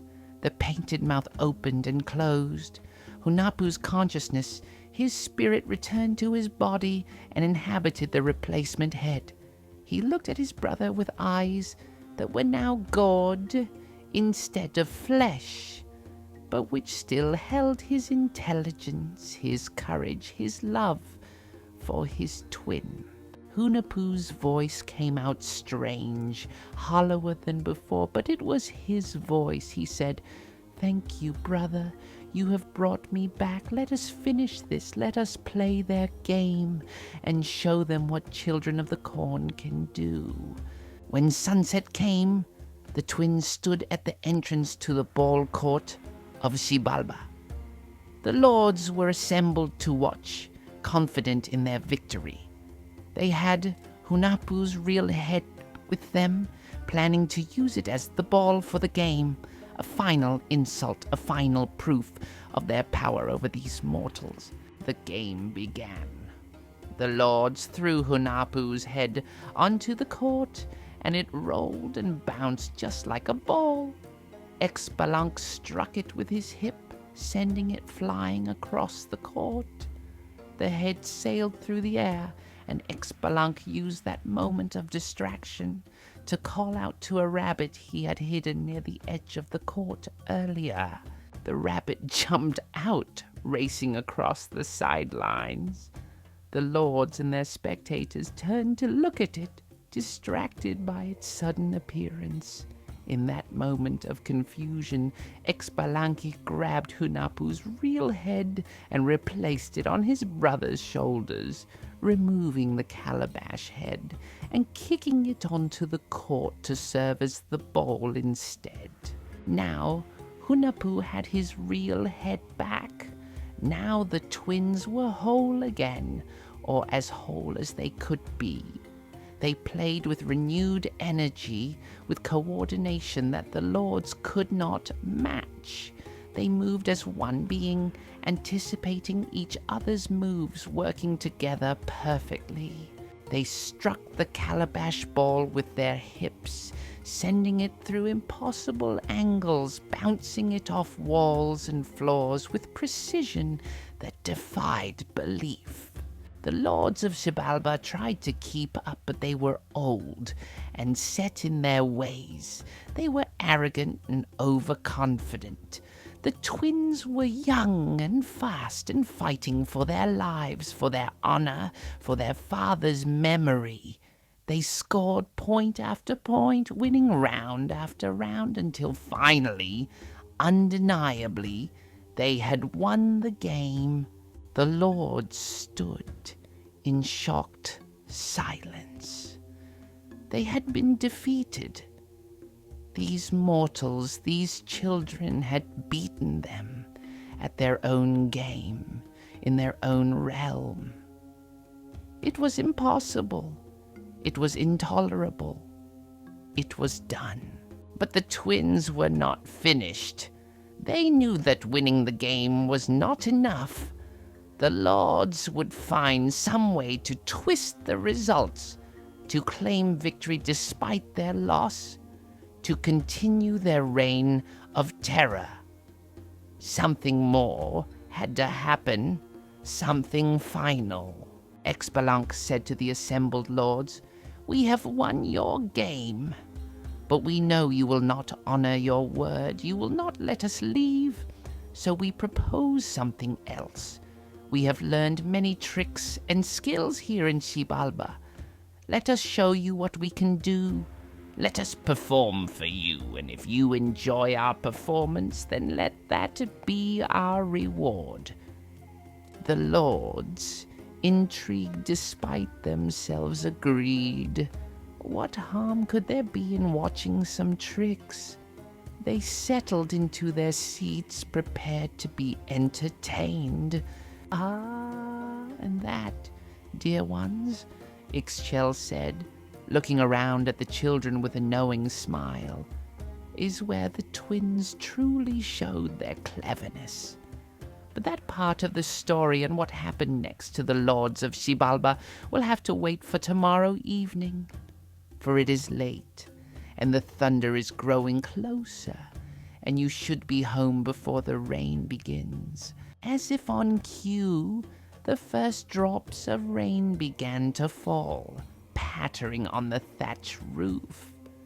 The children gathered their things quickly, thanking Ixchel and dashing out into the evening before the rain could soak them completely. Ixchel sat by the fire, listening to the rain, thinking of the Hero Twins and their clever plan. Tomorrow she would tell the children how Hunahpu and Xbalanque finally defeated the Lords of Death, how they transformed themselves and rose to the sky, how they became the sun and moon that still watch over the world. But tonight, this was enough. The rain intensified, drumming on the roof, and Ixchel smiled, knowing that rain meant life, meant growth, meant the corn would be strong this year. And strong corn meant strong people, people who could hear these stories and remember them and pass them on. The cycle continued, as it always had, as it always would. The sixth evening began with clear skies, the rain from the previous night having washed everything clean. The air smelled fresh and green, and the children arrived at the communal house with muddy feet and bright eyes. Some had brought flowers they had picked on the way. small offerings of gratitude for the stories Ixchel told. She accepted them with pleasure and arranged them in a clay bowl filled with water, creating a small altar of beauty beside the fire. Tonight, there were even more children than before. The story had spread beyond just the village now. Children from nearby settlements had walked hours to hear the old woman speak of the Hero Twins. The communal house was packed, every space taken, children sitting shoulder to shoulder, the youngest ones in the very front, the older ones standing in the back. Ixchel looked around at all the faces watching her, waiting for her to begin, and she felt a deep satisfaction. These stories would continue. These children would remember and tell their own children someday. The old ways would not be forgotten. "Oh, where did we leave our heroes?" she asked, though she knew very well, and so did the children. "They had just won the ball game," called out one of the boys. "They were going to do tricks for the lords," added Chitlali. "Yes," Ixchel said with a smile. The Hero Twins had survived all 6 houses of Xibalba. They had won the ball game against the Lords of Death, and now they stood in the plaza, preparing to show the Lords of Xibalba the skills they had learned during their time in the underworld. But these were not ordinary tricks. This was something far more clever, far more dangerous. She settled herself and continued. The Lords of Xibalba sat on their thrones expecting to be entertained. Hunahpu and Xbalanque were in the center, with all the other lords arranged around them. Blood Gatherer, Demon of Puss, Demon of Jaundice, and all the rest. They had been defeated in the ball game, yes, but they did not feel truly threatened. They were still in their realm, still surrounded by their power. What could 2 mortal boys really do to them? Aya, Hunahpu, and Xbalanque stood in the center of the plaza. They had no props, no equipment, nothing but themselves and their skills. Xbalanque called out, "Great lords of Xibalba, we will show you wonders. We will show you things you have never seen before. Prepare to be amazed." The twins began with something simple. They juggled stones, tossing them higher and higher until they disappeared into the darkness above, then catching them perfectly as they fell back down. The lords watched with mild interest. This was pleasant enough, but hardly amazing. Then the twins increased their skill. They juggled knives, the sharp blades spinning end over end, dangerous and glittering. The lords leaned forward slightly. This was more impressive. The twins moved in perfect synchronization, tossing knives back and forth between them, creating patterns in the air that were almost hypnotic to watch. Next, Xbalanque produced a length of rope. He threw one end up into the air, and impossibly, it stayed there, hanging from nothing, reaching up into the darkness above. Hunahpu climbed the rope hand over hand until he disappeared into the shadows at the top. The lords craned their necks, trying to see where he had gone. Then, from above, pieces began to fall. First an arm, then a leg, then the torso, then finally the head. Hunahpu's body parts tumbled down and landed in a heap at the base of the rope. The lords gasped. They had not expected this. They had seen death before, of course. They were lords of death after all, madame. But they had not expected the twins to dismember one of their own.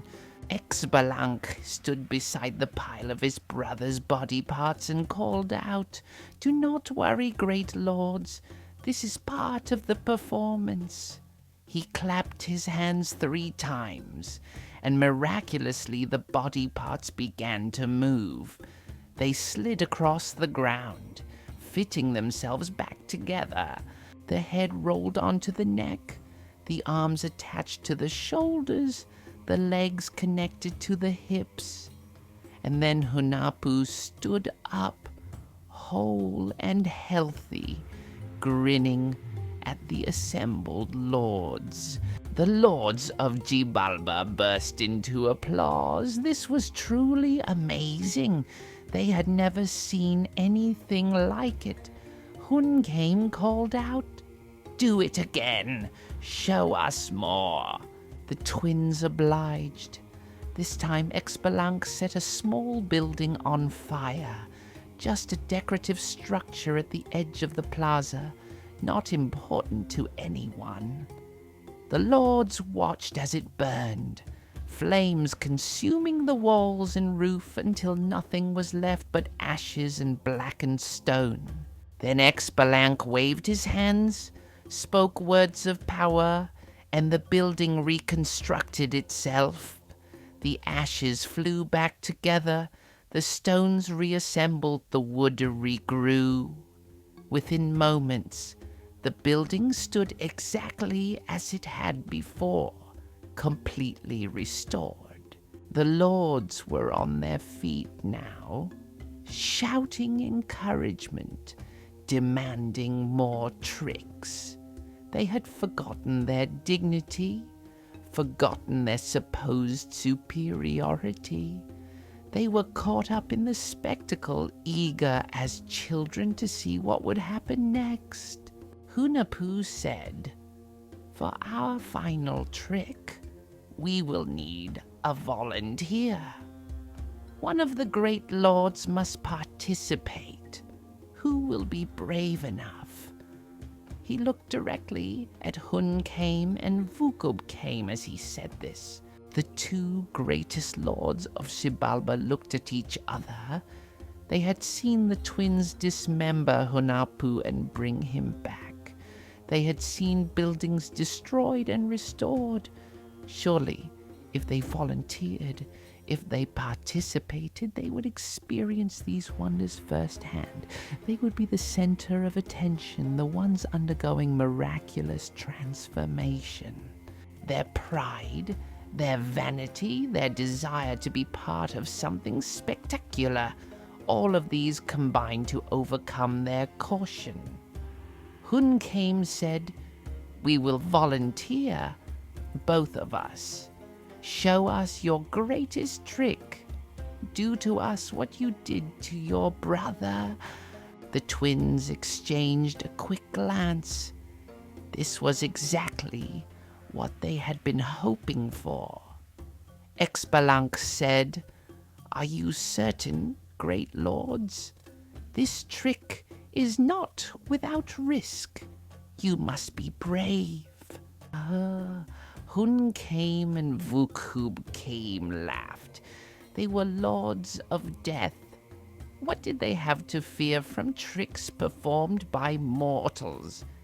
They said, "We are certain. Do your trick. Dismember us and restore us. Show us this magic." The twins bowed respectfully. "As you wish, great lords." They gestured for Hunahpu and Xbalanque to stand in the center of the plaza. The 2 Death Lords positioned themselves proudly, ready to be transformed, ready to experience the miracle. Hunahpu and Xbalanque began to dance around the lords, moving in complex patterns, chanting words that sounded like prayers or spells.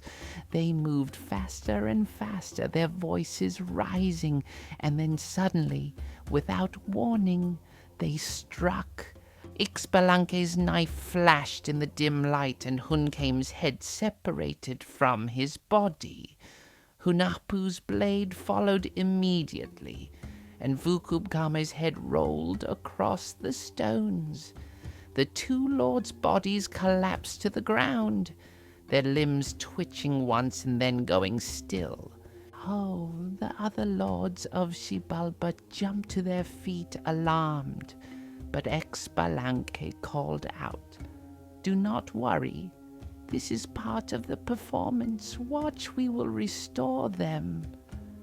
The lords settled back into their seats, though now they looked nervous, uncertain. The twins stood over the bodies of Hunahpu and Vucubcame. They looked at each other, and small smiles crossed their faces. Xbalanque said loudly, so all could hear, "And now we restore them." But he made no move to do so. He simply stood there. Hunahpu stood beside him, equally still. Seconds passed, then minutes. The bodies of Hunahpu and Vucubcame lay motionless on the stones, their heads separated, their blood pooling around them. The other lords began to murmur among themselves. Something was wrong. Why were the twins not restoring the great lords as they had promised? Finally, Bloodgatherer stood and called out, "Why do you delay? Restore Hunahpu and Vucubcame." Xbalanque looked at him calmly and said, "No." That single word fell like a stone into still water. The implications rippled outward. The twins were not going to restore the lords. The greatest rulers of Xibalba were truly dead, killed by the very ones they had thought to entertain. Chaos erupted in the plaza. Lords leaped to their feet, some running toward the twins, some running away. The twins did not move, did not fight, did not flee. They simply stood there, calm and powerful, as the lords of Xibalba panicked around them. Hunahpu's voice rang out clear and strong. "Listen to me, all you lords of death. Your reign is over. For too long you have terrorized the living, demanded sacrifices, caused suffering and pain. You killed our father and uncle, and you thought we would be as easy to defeat. But we are not. We are the sons of Hunahpu, the grandsons of the corn gods, and we carry power in our blood that you cannot match." Xbalanque continued, "From this day forward, your power is broken. You will no longer receive offerings of blood and hearts. You will no longer be feared and worshipped. You may continue to exist here in Xibalba, but you will rule only over those who truly deserve to be here. The wicked, the cruel, the ones who caused harm in life. The innocent who die will pass through your realm without you troubling them. This is our decree, and it is final." The remaining lords tried to attack the twins, but they found they had no power over them. Their magic did not work. Their weapons could not touch them. The twins had transformed during their time in Xibalba, had grown stronger, had become something more than mortal. They were now divine, or close to it, carrying in them the essence of gods. The twins walked through the panicking lords, making their way to the spot where their father's body had been kept all these years. They found the bones, cleaned them carefully, and wrapped them in cloth. They said prayers over these remains, honoring the father they had never known in life, but had always carried in their hearts. Then they turned to the court of Xibalba one final time. Hunahpu said, "We came here to avenge our father, to right the wrong done to him and to our uncle. That task is now complete, but we will not destroy Xibalba entirely, for death is necessary. Death is part of the cycle of life, but death will no longer be something that rules through fear. From now on, death will be simply a transition, a doorway, a change of form rather than an ending. The twins began to walk towards the exit, toward the long climb back to the surface world. But as they walked, they felt something pulling at them, calling to them from above. It was not the earth calling, not the cornfields or the forests. It was the sky itself, the realm of light and warmth, the place where the true gods dwelt. Xbalanque said to his brother, "Do you feel that?" Hunahpu nodded. "I do. We are being called upward, not just to the surface, but higher, to the sky." They emerged from the caves and passages of Xibalba into the world of light. The sun was just setting, painting the sky in brilliant colors. They stood on a high mountain, looking out over the valleys and forests below, and then they felt themselves becoming lighter, less solid, more like light than flesh. The twins looked at each other one last time, as humans, as brothers standing side by side. Hunahpu said, "Whatever comes next, we face it together." Xbalanque replied, "Always together, always as one." And then they began to rise, not with wings, not with any effort on their part, but simply rising as smoke rises, as prayers rise, as spirits rise toward heaven. They floated upward, their bodies transforming as they ascended. They became light and fire, heat and radiance. Hunahpu, the elder twin, became the sun. His body transformed into a great disk of fire that would cross the sky every day, bringing light and warmth to the world below. He would rise in the east each morning, climb to his highest point at midday, and set in the west each evening, only to journey through the underworld at night and rise again the next day. He would be the marker of time, the giver of life, the source of light that makes all things grow. Xbalanque became the moon. His light was softer, cooler, more gentle than his brother's. He would rise in the evening and guide travelers through the night. His face would change, growing from a thin crescent to a full circle and back again, marking the passage of months. He would be the companion of lovers, the guardian of those who move through darkness, the gentle light that made the night less fearsome. But the twins were not separated, even in their transformation. When the sun set each evening, the moon would rise, so that one brother was always watching over the world while the other rested. And sometimes, on special days, they would appear together in the sky, the moon visible even in daylight, the sun and moon sharing the heavens for a brief moment, a reminder that they were still brothers, still working together, still protecting the people of the earth. Down below, in the world of the living, people looked up and saw the new sun and moon.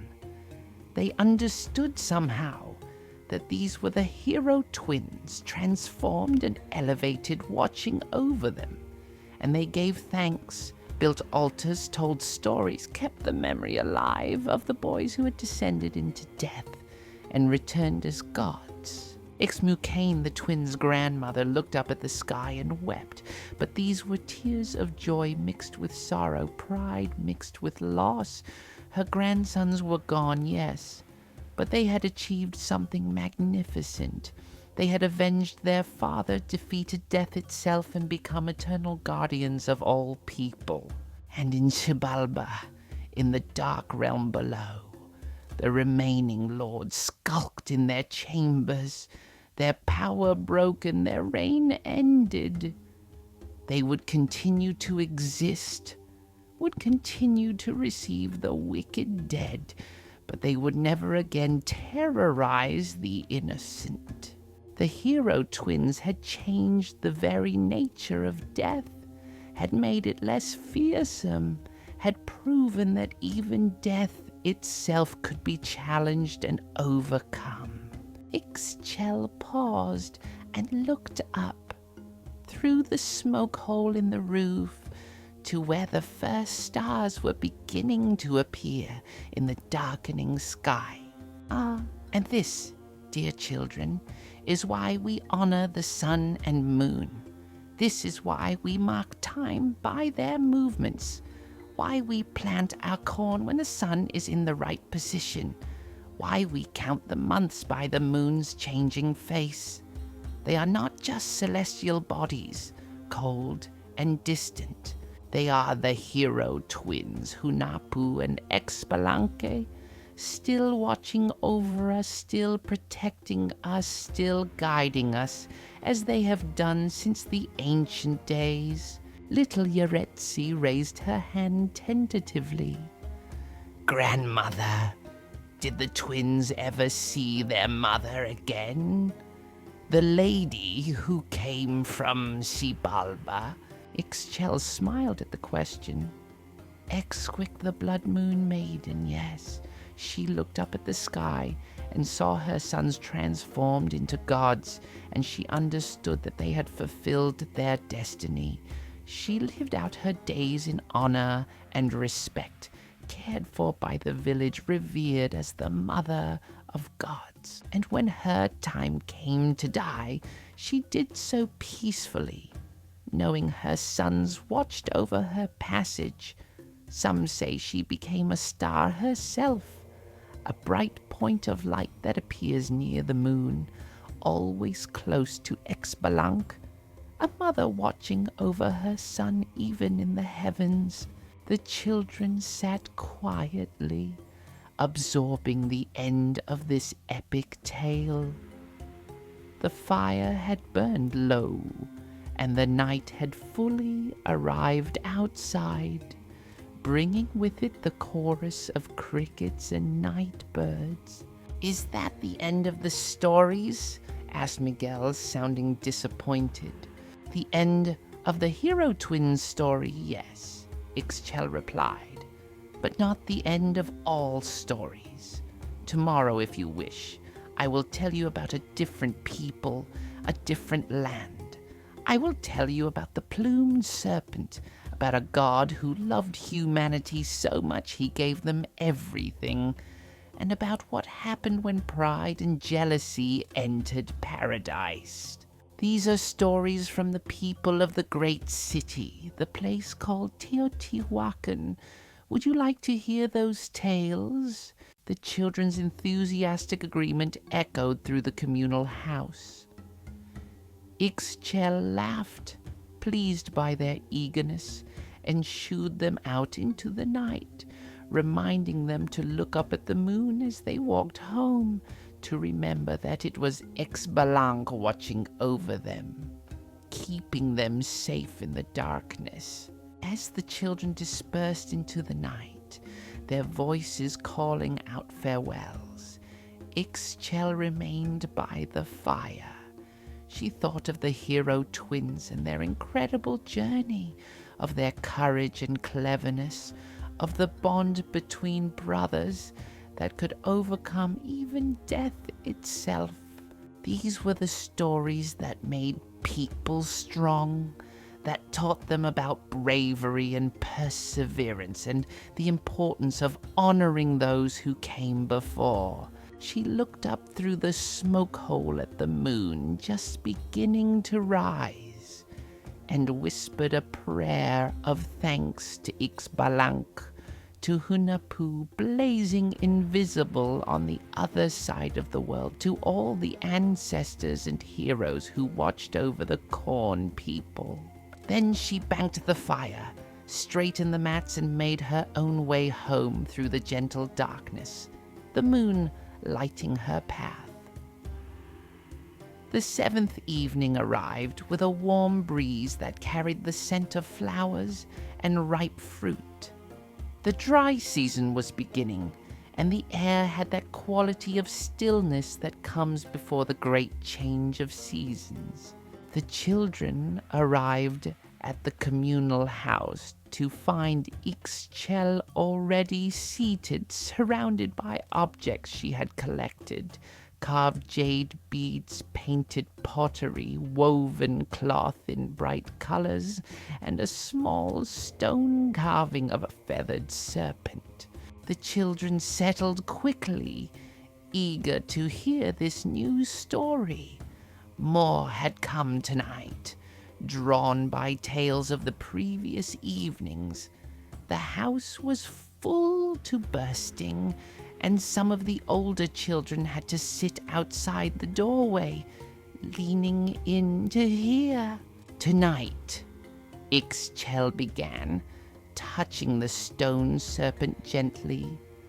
I will tell you about a god who loved humanity. But first, I must explain something.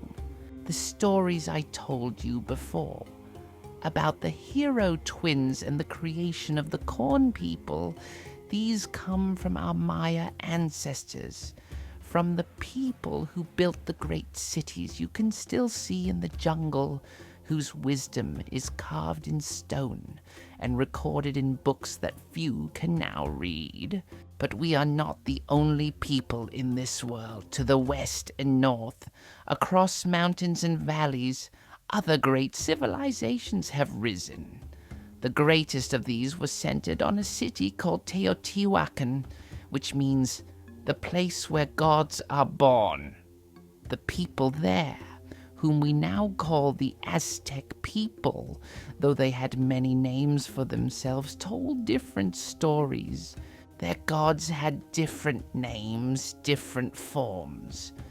But the wisdom in their stories is just as true, just as important. She held up the carved serpent so all could see it. This is Quetzalcoatl, the plumed serpent, the feathered snake. He is one of the greatest gods of the Aztec people, and his story is one of love and loss, of gifts given and sacrifices made, of wisdom and the terrible price it sometimes demands. The children leaned in, and Ixchel began the tale. Long ago, in the days when Teotihuacan was young but already magnificent, when its pyramids reached toward the sky and its streets teemed with people, there came a time of great change. The gods had created humanity, had given them life and form, but the people were still primitive. They lived in caves, ate raw food, wore rough skins, and knew nothing of art or writing or civilization. They were human in form, but not yet truly human in spirit. The gods gathered in Teotihuacan to discuss what should be done. They met at the summit of the Pyramid of the Sun, the greatest structure ever built, a mountain made by human hands that reached up toward the divine. Among these gods were many powerful beings, but two were the greatest, Quetzalcoatl and Tezcatlipoca. Quetzalcoatl was beautiful beyond description. His body was covered in brilliant feathers, green and blue and red, like the most magnificent bird you could imagine. His scales gleamed like jade and turquoise. When he moved, he seemed to flow like water, like wind, like the very essence of life itself. He had a kind face, gentle eyes, and a voice that sounded like distant music. He loved humanity with a deep and abiding love, seeing in them infinite potential, infinite possibility. Tezcatlipoca was his opposite in many ways. He was called the Smoking Mirror, and his body was dark as obsidian, as night as the deepest shadows. Where one of his feet should have been, there was only empty air, for he had lost his foot in a battle before the world began. He carried a mirror made of black obsidian that could show the truth of all things, including truths that were painful to see. He was cunning and clever, sometimes cruel, but undeniably powerful. He too had interest in humanity, but his was a different kind of interest. He saw them as pieces in a game, as subjects for experimentation. The gods debated what humanity needed. Tezcatlipoca argued that humans should remain simple, should serve the gods without question, should be grateful for existence and ask for nothing more. But Quetzalcoatl disagreed. He said, "How can they truly honor us if they do not understand what honor means? How can they give thanks if they do not comprehend what they have been given? We must raise them up, must teach them, must give them the tools to become truly civilized." The other gods were divided, but eventually Quetzalcoatl's view prevailed. He was given permission to descend to the earth, to walk among humans, to teach them and guide them. And so Quetzalcoatl took on a more human form, keeping his divine essence but appearing as a man with light skin and a beard, wearing robes of white and green, so that people would not be terrified by his true serpent form. He came first to the people and taught them about corn. They had been eating whatever they could find, roots and berries and raw meat. But Quetzalcoatl showed them how to cultivate maize, how to plant the seeds in rows, how to tend the plants as they grew, how to harvest the ears when they were ripe. He showed them how to grind the kernels between stones to make flour, how to mix the flour with water and lime to make dough, how to shape the dough into flat cakes and cook them on hot stones. The people tasted tortillas for the first time and marveled at how good they were. But Quetzalcoatl did not stop with food. He taught them how to measure time, how to watch the movements of the sun and moon and stars, how to mark the days and months and years. He showed them how to create a calendar, a system of counting time that was so accurate it could predict eclipses and solstices years in advance. The people learned to plan their plantings by this calendar, to hold ceremonies on the proper days, to understand that time was not just a random flow, but a pattern that could be understood and honored. He taught them writing. Before Quetzalcoatl, if people wanted to remember something, they had to keep it in their memories, pass it down through spoken words that could change and distort over generations. But Quetzalcoatl showed them how to make marks on paper, how each mark could represent a sound or a concept, how these marks could preserve knowledge forever.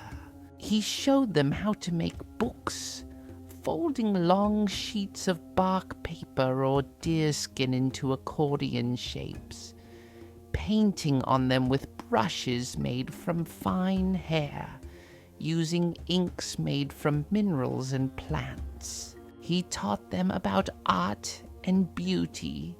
He showed them how to carve stone into images of gods and heroes, how to shape clay into vessels of grace and elegance, how to weave cloth with patterns that told stories, how to work with feathers and gold and jade to create objects of stunning beauty.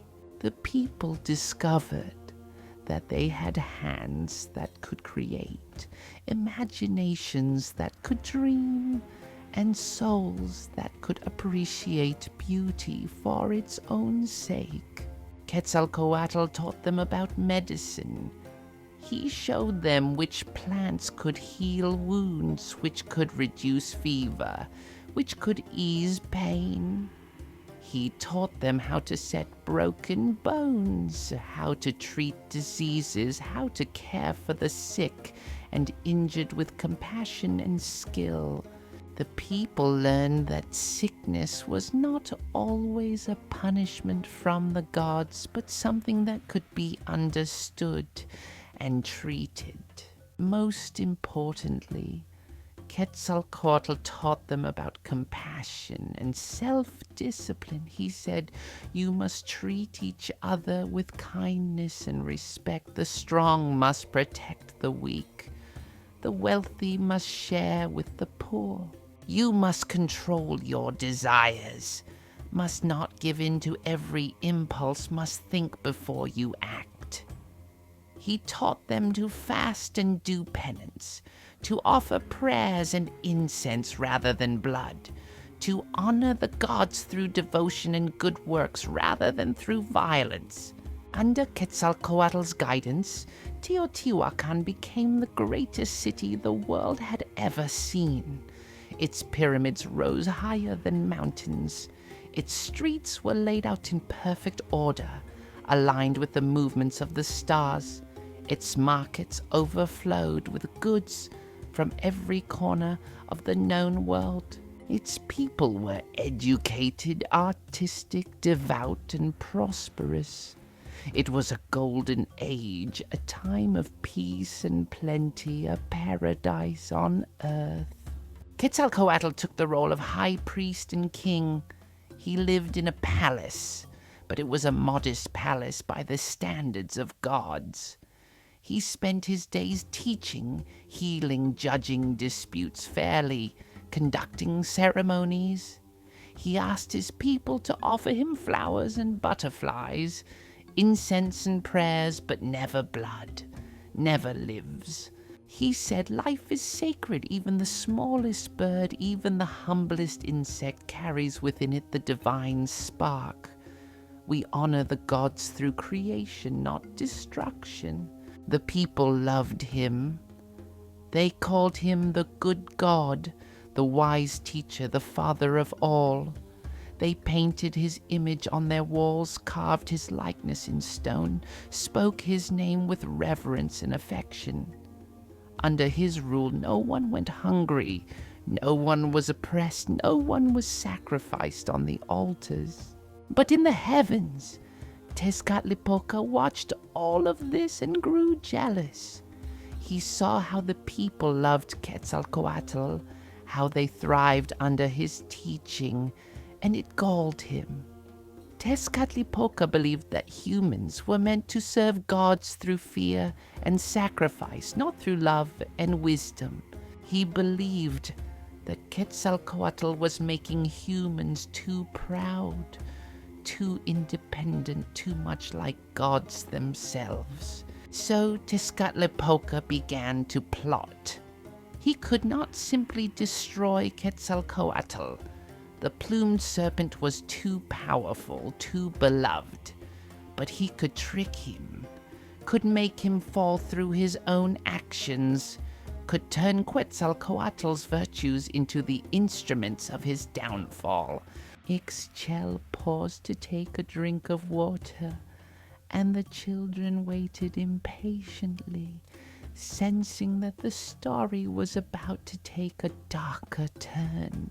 Tezcatlipoca disguised himself as an old man, a wandering sage, and came to Teotihuacan. He walked through the streets observing, listening, planning.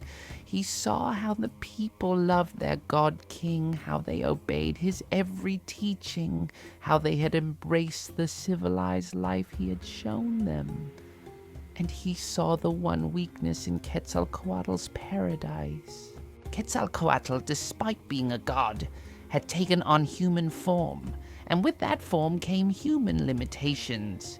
He could grow tired, he could feel pain, and he could age. After many years of ruling Teotihuacan, teaching and guiding, Quetzalcoatl's human body had begun to show signs of wear.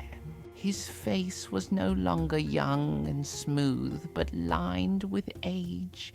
His hair was no longer dark, but streaked with gray. His hands, which had once been strong and steady, sometimes trembled slightly. Tezcatlipoca went to Quetzalcoatl's palace and requested an audience. When he was brought before the god-king, he bowed low and said, "Great Quetzalcoatl, I have traveled far to bring you a gift. I have heard of your wisdom and your goodness, and I wish to honor you with something precious." Quetzalcoatl, always gracious to visitors, welcomed the old man and asked what gift he had brought. Tezcatlipoca said, "A mirror, great one. A mirror made of obsidian, polished until it is as smooth as water, as clear as air. I thought you might like to see yourself, for you are so beloved by your people that you must be beautiful to look upon." Now, Quetzalcoatl had never looked at himself in a mirror. He had no vanity, no concern for his appearance, but he was curious, and he thought it would be impolite to refuse the gift. So he took the obsidian mirror and looked into it. What he saw shocked him to his core. The face looking back at him was old, lined with wrinkles marked by age. The hair was more gray than dark. The eyes were tired. This was not the face of a god, but of an old, worn man. Quetzalcoatl had forgotten, in his many years of serving humanity, that his human form was subject to human frailty. He had thought himself eternal, unchanging. But the mirror showed him the truth. He was aging, weakening, becoming less than what he once was. Tezcatlipoca watched Quetzalcoatl's reaction with satisfaction. He said gently, "Do you see, Great One? The years have not been kind to your borrowed form. Perhaps it is time to rest, to return to the heavens, to leave humanity to find its own way." But Quetzalcoatl shook his head. "No, I cannot leave them. They still need me. There is still so much to teach, so much to do." Yet the seed of doubt had been planted. For the first time, Quetzalcoatl felt self-conscious, felt aware of his mortality, felt less than divine. Over the following days, Tezcatlipoca returned again and again, always in disguise, always with new gifts, new suggestions. He brought rare delicacies and said, "You work so hard, Great One. You deserve to enjoy the pleasures of life." He brought musicians and said, "Oh, you are always so serious. You should allow yourself moments of joy and celebration." And then, one evening, he brought pulque. This was a drink made from the fermented sap of the maguey plant, milky white and sweet, with the power to cloud judgment and loosen inhibitions. Quetzalcoatl had taught his people to drink it only in moderation, only during certain ceremonies, and never to excess. He himself had never tasted it. Tezcatlipoca said, "Great Quetzalcoatl, I have brought you a medicine that will ease your worries, will make you feel young again, will restore your vigor. Just 1 cup, great one. What harm could there be in 1 cup? And Quetzalcoatl, worn down by days of subtle manipulation, exhausted from his endless duties, troubled by the sight of his aging face, agreed to drink. Just 1 cup, he told himself, just to see if it would help. But 1 cup led to another and another. The pulque was sweet and pleasant, and it did make him feel better, made his worries seem smaller, made the burden of his responsibilities feel lighter. By the end of the evening, Quetzalcoatl had drunk far too much. He had violated his own teachings, had broken his own rules about moderation and self-discipline. In his intoxicated state, he did other things he regretted. He spoke harshly to his attendants. He made decisions without proper thought. And worst of all, he lay with one of the priestesses who served in his temple, breaking his vow of celibacy, violating the sacred duties of his position. When Quetzalcoatl woke the next morning, the effects of the pulque had worn off, but the consequences of his actions remained. He remembered everything he had done, and shame crashed over him like a great wave. He had failed.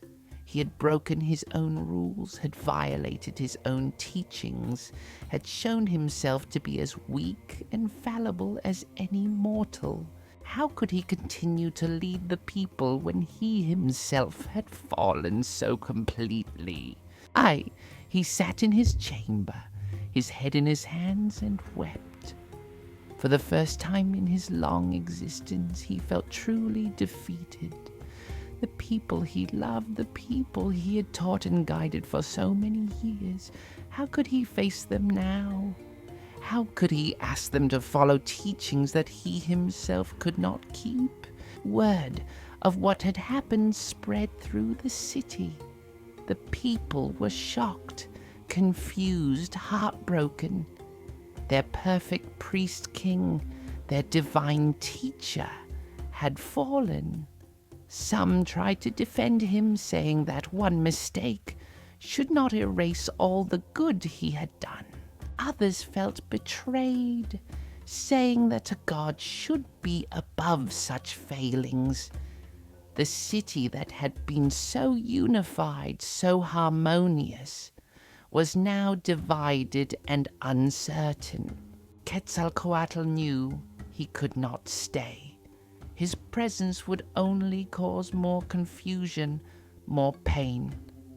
He had taught the people to take responsibility for their actions, to face the consequences of their choices with courage and honesty.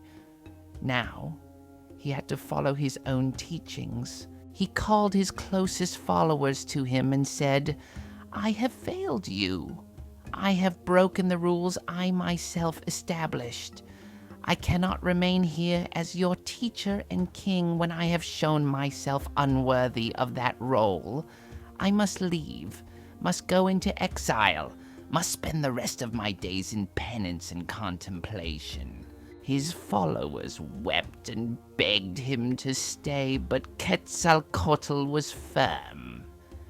He gathered a few simple possessions, his staff, his books, his ceremonial robes, and prepared to depart.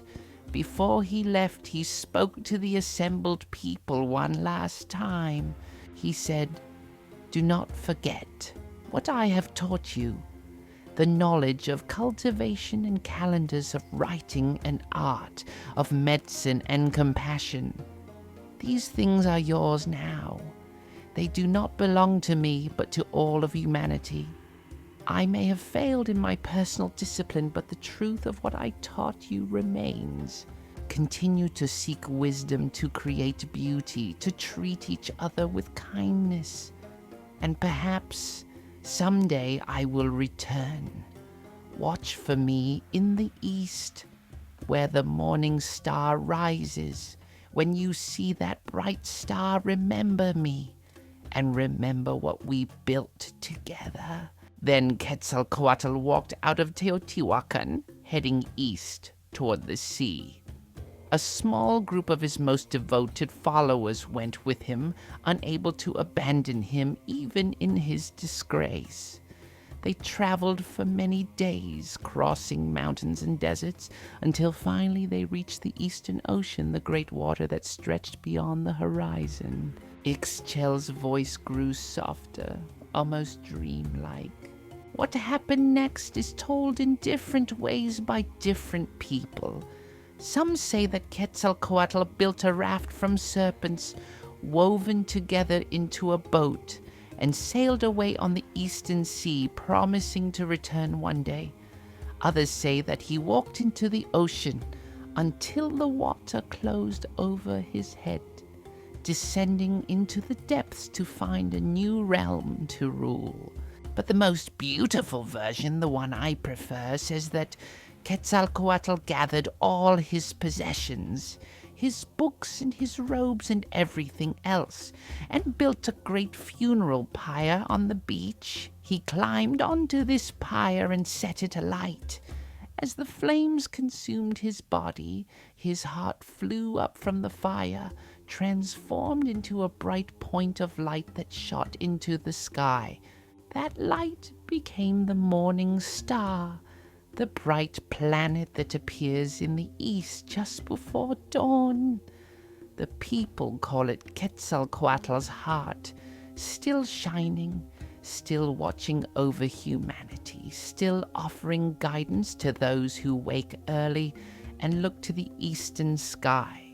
And they say that when he returns, he will come from the direction of that star from the east where the sun rises, bringing with him a new golden age.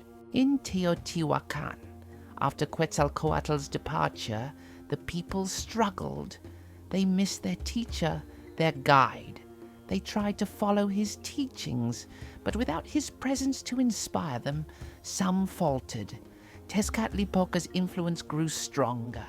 The practice of human sacrifice, which Quetzalcoatl had forbidden, slowly returned. The city remained great, but it was no longer the paradise it had been. Yet the people never forgot Quetzalcoatl. They told stories about him, painted his image, kept his teachings alive in their books and monuments. And every time they saw the morning star shining in the east, they remembered the God who loved them enough to give them civilization, and who loved them enough to leave when he felt he had failed them. Ixchel looked around at the children, her eyes reflecting the firelight.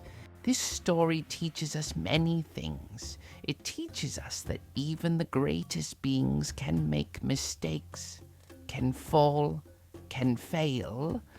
But it also teaches us that how we respond to our failures matters more than the failures themselves. Quetzalcoatl could have made excuses, could have blamed others, could have used his divine power to force the people to forgive him. Instead, he took responsibility, accepted the consequences, and did what he believed was right, even though it cost him everything. It also teaches us that the gifts of civilization, knowledge, art, compassion, wisdom, are precious things. They were given to humanity with love, and we should honor them, preserve them, pass them on to future generations. Every time you learn something new, every time you create something beautiful, every time you treat someone with kindness, you are honoring Quetzalcoatl's legacy. Little Yaretsi raised her hand. "Grandmother, will Quetzalcoatl really return someday?" Ixchel smiled.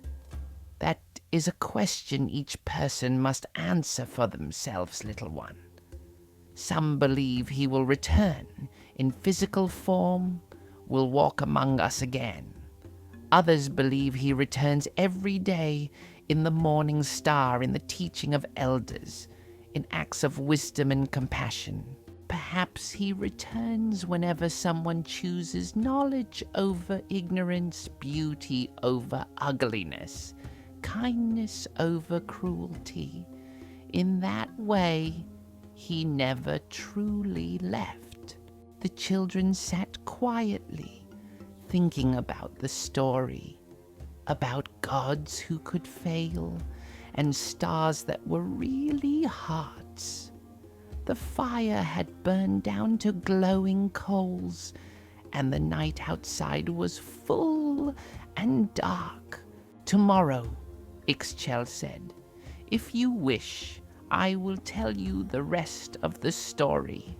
I will tell you about what happened in Teotihuacan after Quetzalcoatl left, about how the gods created the fifth sun, and about the sacrifices that were required to keep the world alive. But for now, go home, rest, and when you walk outside, look for the morning star. It will not be visible yet. It comes before dawn. But tomorrow, when you wake early, go outside and look to the east. You will see Quetzalcoatl's heart still shining, still watching over you." The children thanked her and departed, filing out into the night. Ixchel remained by the dying fire, thinking about the plumed serpent, about pride and humility, about the price of wisdom and the burden of greatness. Tomorrow she would tell them about the fifth sun and the ongoing need for sacrifice to keep the world turning. But tonight, this story of a god who loved too well and fell too hard was enough. The 8th evening arrived clear and cool, with a sky so full of stars it looked like someone had scattered diamonds across black velvet. The children came early, many of them excitedly reporting that they had indeed seen the morning star just before dawn, shining bright in the eastern sky. They settled around the fire with a sense of anticipation, knowing that tonight's story would build on what they had learned the night before. Ixchel had prepared atole for them tonight, a warm drink made from corn flour, sweetened with honey and flavored with vanilla. She ladled it into small clay cups and distributed them among the children, watching them sip the warm, comforting beverage as they settled in for the evening's tale. "Last night," she began, "I told you about Quetzalcoatl and how he gave the gifts of civilization to humanity. I told you about his fall and his exile, about how his hut became the morning star. But there is more to understand about this story, more layers of meaning, more connections to see. Tonight, I will tell you about the time before Quetzalcoatl's arrival in Teotihuacan, about the creation of the fifth sun, and about the ongoing struggle between light and darkness, between creation and destruction." She settled more comfortably against her post, the firelight casting shifting shadows across her ancient face. "You must understand, children, that the world has been created and destroyed 4 times before our current age. Each time, the gods tried to make a world that would last, and each time, it failed. The first world, the first sun, was destroyed by jaguars who ate all the people. The second sun was destroyed by hurricanes that blew everything away. The third sun was destroyed by rain of fire that burned the world to ashes.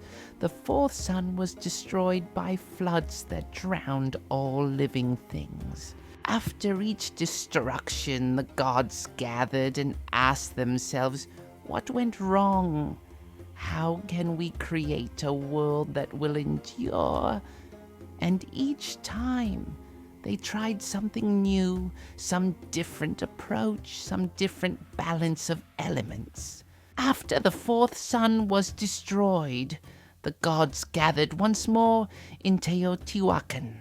This was before the city existed in its glory, before humans had built the great pyramids. At that time, Teotihuacan was simply a sacred place, a point where the earth touched the sky, where the divine and mortal realms came close together. The gods gathered in the darkness. There was no sun, no moon, no stars. The world was cold and dead and empty. The gods said to each other, we must create a fifth sun, a new beginning. But this time, we must do it differently. This time, we must pay a price ourselves. We cannot simply command existence into being. We must sacrifice, must give of ourselves if we want the world to truly live. They built a great fire in the center of where Teotihuacan would one day stand. This fire burned with divine flames, hotter than any earthly fire could burn, and the gods decreed that one of them must throw themselves into this fire, must be consumed completely, must die and be transformed into the new sun that would bring light and life to the world. But which god would make this sacrifice? It was a terrible thing to ask, even of gods. To be consumed by fire, to give up one's divine form, to be transformed into something else entirely. It required immense courage, immense devotion. Two gods volunteered. The first was Texistecatl, whose name means Lord of Snails. He was wealthy and proud, dressed in magnificent robes decorated with the finest shells and gems. He wore a headdress of quetzal feathers and carried a staff inlaid with gold. He was beautiful and vain, and he thought that becoming the sun would be the ultimate glory, the ultimate expression of his greatness. The second was Nanahuatzin, whose name means Little Pustule One. He was covered in sores and boils, dressed in rough paper garments, humble and poor. He had no wealth, no beauty, no status among the gods, but he had a good heart, a selfless spirit, and a willingness to serve. The gods prepared the ceremony. For 4 days, both Texistecatl and Nanahuatzin did penance, fasting and praying, preparing themselves for the great sacrifice. Texistecatl's offerings were magnificent: quetzal feathers instead of branches, balls of gold instead of grass balls, precious jade instead of cactus spines. He gave coral stained with his blood, the finest incense, the most expensive materials. Nanahuatzin had nothing valuable to offer. His branches were simple reeds. His grass balls were just grass, tied together with his own sinews. His spines were actual cactus thorns that he drove into his own flesh.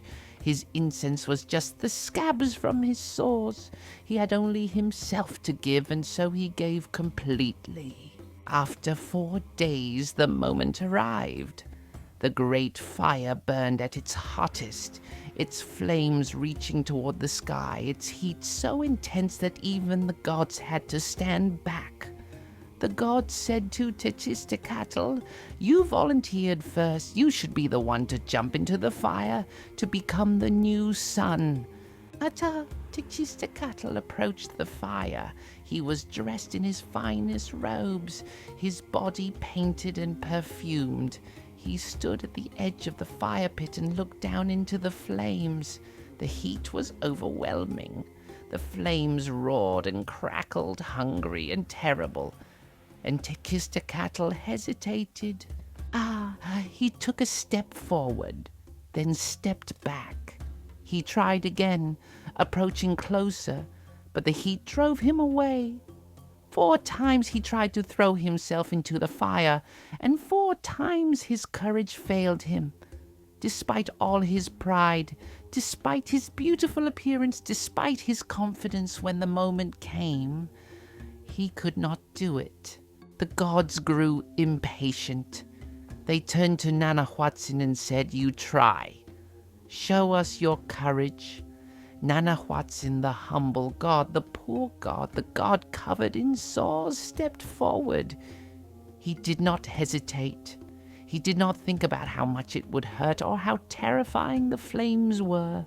He simply closed his eyes, said a prayer, and threw himself into the fire. The flames consumed him instantly.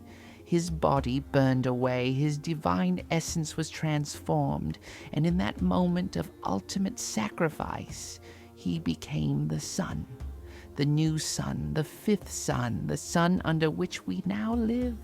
He rose into the sky, brilliant and blazing, bringing light and warmth to the world for the first time since the 4th sun had been destroyed.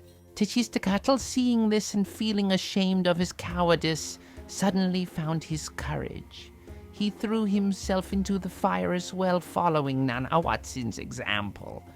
He too was transformed. He too rose into the sky. But because he had hesitated, because his courage had come second, he became not a sun but a moon. And even as a moon he shone so brightly that he threatened to rival the sun. The other gods could not allow this. There should be only one sun, only one source of greatest light. So one of the gods picked up a rabbit and threw it at the moon's face. The rabbit's impact dimmed the moon's brightness, and to this day, if you look carefully at the full moon, you can see the shape of that rabbit, forever imprinted on the lunar surface, a reminder of humility and knowing one's place. But there was a problem. The new sun, Nanahuatzin, transformed, rose into the sky but did not move. He simply hung there in the east, blazing but stationary. The world had light, yes, but it was a frozen light, unchanging. Without the sun moving across the sky, there would be no day or night, no seasons, no passage of time. The world would be trapped in an eternal dawn. The gods realized what was needed. The sun required nourishment, required energy to move across the sky. And that energy had to come from sacrifice. The gods gathered once more and made a terrible decision. They agreed that they all must die, that their blood must feed the sun, that their essence must give it the strength to move. One by one, the gods sacrificed themselves. Some versions of the story say that Quetzalcoatl himself performed the sacrifices, cutting out the hearts of his fellow gods with a blade of obsidian. Other versions say the gods simply gave themselves willingly, dissolving into pure energy that fed the sun. But however it happened, the result was the same. The gods died so that the sun could live. Strengthened by this sacrifice, the sun began to move. It traveled across the sky from east to west, bringing day.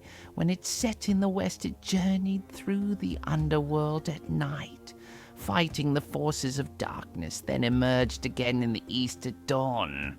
The cycle was established, the pattern set, and time itself began to flow properly. This is why the Aztec people believed so strongly in maintaining balance. They understood that the world required constant effort to sustain, that the sun needed nourishment to continue its journey, that everything was interconnected in a great cosmic dance of give and take. When Quetzalcoatl came to Teotihuacan, after the fifth sun had been created, he tried to show humanity a different understanding of this balance. He taught that sacrifice should be of the self, fasting, prayer, discipline, devotion, not of other lives. He taught that what the gods truly wanted was not blood, but intention, not death, but dedication, not victims, but willing hearts. For a time, his teachings held sway. The people offered flowers and incense, butterflies and songs, their own blood from self-inflicted wounds, but never the blood of others. They fasted and prayed and worked to improve themselves to become worthy of the gods' gifts, to maintain the cosmic balance through personal devotion rather than violence. But Tezcatlipoca, the smoking mirror, watched all of this with growing displeasure. He saw how the people thrived under Quetzalcoatl's guidance, how they built their great city, how they created art and literature and complex calendars, and he believed it was wrong. Tezcatlipoca's philosophy was different. He believed that humans needed to be reminded constantly of their place in the cosmos, that they needed to understand the precarious nature of existence, that they needed to fear as well as love the gods. He believed that true sacrifice, the giving of life itself, was necessary to maintain the world's balance. So he plotted Quetzalcoatl's downfall, as I told you yesterday. He used the obsidian mirror to show Quetzalcoatl his aging face, planted seeds of doubt and vanity. He brought pulque and encouraged excess. He orchestrated circumstances that led to Quetzalcoatl breaking his own rules, violating his own teachings. And when Quetzalcoatl, filled with shame, exiled himself, Tezcatlipoca's influence grew strong. The practices that Quetzalcoatl had forbidden slowly returned. The people began to believe that human sacrifice was necessary, that without it the sun would stop moving, that the world would end in darkness and cold. Warriors captured in battle would be brought to the great pyramids. They would climb the steep steps, their hearts pounding, knowing what awaited them at the top. There, on the sacrificial stone, priests would cut out their hearts with blades of obsidian, offering them still beating to the sun and the gods. It sounds terrible to us now, and it was terrible, but you must understand. The people believed they were saving the world. They believed they were fulfilling a sacred duty, maintaining the cosmic balance that kept the sun moving, the crops growing, life continuing. The warriors who were sacrificed were honored, told they would go directly to the highest heaven, would accompany the sun on its daily journey across the sky. But always, even during the times when blood flowed most freely on the altars, there were those who remembered Quetzalcoatl. There were wise people who said, "This is not what our great teacher wanted. He showed us a gentler way. Perhaps someday he will return and remind us of his teachings, and we will not need to spill blood anymore." The prophecy of his return became more important over time. It was said that Quetzalcoatl would come back from the east, from the direction of the morning star in the year one read on the sacred calendar. He would have pale skin and a beard, just as he had appeared during his time as priest-king. He would restore the golden age, end the practice of human sacrifice, teach humanity once more how to live in harmony with the gods. Generations watched for this return.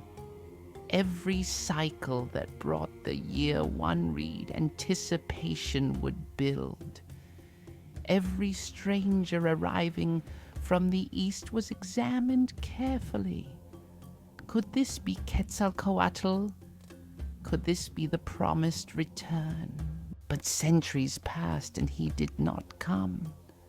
The morning star continued to rise faithfully each dawn, but Quetzalcoatl himself remained absent. Some began to doubt. Others held firm to their faith, believing that the gods operated on timescales far beyond human understanding. Teotihuacan itself eventually fell. The great city, the place where gods were born, was abandoned. The pyramids remained, silent monuments to a golden age, but the people scattered. Other cities rose to take Teotihuacan's place. Tula, then Tenochtitlan, each one trying to recapture the glory of that first great civilization. The tension between Quetzalcoatl's teachings and the practice of sacrifice never resolved. It became part of the culture, this constant pull between two different understandings of what the gods required. Some rulers emphasized wisdom and culture, building schools and libraries. Others emphasized military might and religious devotion, building armies and expanding the number of sacrifices. And through it all, the morning star continued to rise each day before dawn. Quetzalcoatl's heart still beating, still shining, still watching over humanity with love and hope, waiting for the day when he might return. Ixchel looked around at the children, seeing their thoughtful faces in the firelight. This tension, this struggle between different understandings of what is right, what is necessary, what the gods require. This is part of being human. We all face choices between what is easy and what is right, between tradition and change, between fear and love as motivating forces. Quetzalcoatl represents the hope that we can be better, that we can find ways to honor the divine without causing suffering, that civilization can be built on wisdom and compassion rather than fear and violence. Tezcatlipoca represents the harsh realities of existence, the understanding that life requires sacrifice, that maintaining balance sometimes demands difficult choices. Both were gods. Both had truth in their teachings. Both shaped the world and humanity in important ways, and both live on not just in stories, but in the choices we make each day and how we treat each other, in what we believe is necessary and what we believe is possible. The fire had burned low, and the children were growing tired. Ixchel smiled at them gently. Tomorrow night, I will tell you one final story. I will tell you about why these tales matter, why we must remember them, why each generation has a responsibility to learn and pass on the wisdom of those who came before. But for tonight, go home, rest, and remember, you are part of this great story. The blood of gods flows in your veins, mixed with the sacred corn. You carry within you the potential for both Quetzalcoatl's wisdom and Tezcatlipoca's strength. Choose which you will nurture. The children thanked her and departed into the night. Ixchel sat alone by the dying fire, thinking about cycles and returns, about ancient tensions that still lived in modern hearts, about the eternal hope that someday, somehow, the gentler way would triumph. Tomorrow she would bring these stories full circle, would help the children understand their role as keepers of memory. But tonight, this was enough.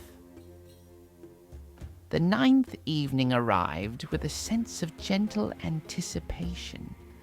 The children gathered early, knowing this would be the last night of storytelling, at least for this cycle. They brought gifts again, flowers, small carvings, woven bracelets, tokens of appreciation for the stories Ixchel had shared. She accepted each one with warm thanks and arranged them on a mat beside her, creating a small altar of gratitude and memory. Tonight, even the adults came. Parents and grandparents, aunts and uncles, they filled the communal house and spilled out into the courtyard beyond, all of them wanting to hear the final words, the conclusion to this journey through ancient tales. The fire burned bright, surrounded by more people than had gathered in one place for a long time. Ixchel looked around at all the faces, young and old, watching her with attention and respect. She felt the weight of her years and her knowledge, but also the joy of passing it on, of ensuring that these stories would continue beyond her own life. "My dear friends," she began, her voice carrying clearly even to those standing outside, "for 8 nights now, I have told you stories of creation and destruction, of heroes and gods, of falls and redemptions, of love and sacrifice. Tonight I will tell you one final tale, the story of why stories matter and what it means to be a keeper of sacred memory." She settled herself comfortably, and the gathered crowd fell silent, waiting. Long ago, longer than any of us can remember, longer perhaps than time itself, the gods created the first storytellers. Not all people could be storytellers, just as not all people could be hunters, or healers, or warriors. Being a storyteller was a calling, a responsibility, a sacred trust. The gods gathered the first storytellers and said to them, "You will be the keepers of memory. You will preserve what happened. We'll carry forward the wisdom of the past. We'll ensure that each generation learns from those who came before. This is a great responsibility. You must guard these stories carefully, must tell them truthfully, must pass them on intact so that knowledge is not lost." The storytellers asked, "But how shall we remember? There is so much to know, so much to preserve. Our memories are good, but they are not perfect. We might forget, might confuse one story with another, might let precious knowledge slip away." The gods replied, "We will give you tools. You will have songs to help you remember, rhythms and patterns that make words easier to hold in memory. You will have the sacred books, where knowledge can be painted on bark paper and preserved for generations. You will have the carvings in stone, permanent and unchanging, recording the most important events and teachings. And most importantly, you will have each other. When one storyteller grows old and tired, younger storytellers will learn from them, will take up the burden, will continue the chain unbroken. And so it has been from that ancient time to this present moment. The storytellers have kept their trust, have preserved and passed on the sacred knowledge. Some stories change slightly over time, as happens when people tell them, a detail added here, a name adjusted there. But the core truth remained constant. The important wisdom, the essential teachings, these were guarded carefully and handed down faithfully. But there came a time of great trouble. Wars swept across the land. Conquerors came from across the sea, bringing with them different gods, different beliefs, different ways of seeing the world. Many of our great cities were destroyed. The temples were torn down, the pyramids abandoned, the sacred books burned in great bonfires by those who thought they were destroying evil, but were actually destroying irreplaceable wisdom. Many storytellers died in those terrible times. The knowledge they carried died with them, lost forever. Stories that will never again be told because no one remains who knows them.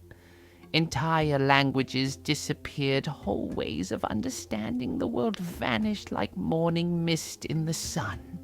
Ixchel's voice grew heavy with sorrow, and many in the audience nodded, knowing these tragedies in their own family histories. But not all was lost. Some storytellers survived. They fled into the mountains, into the jungle, into remote villages where the conquerors did not go. They hid the sacred books that could be hidden. They memorized what could not be written down. They kept telling the stories in secret, in quiet voices in the darkness where no outsiders could hear.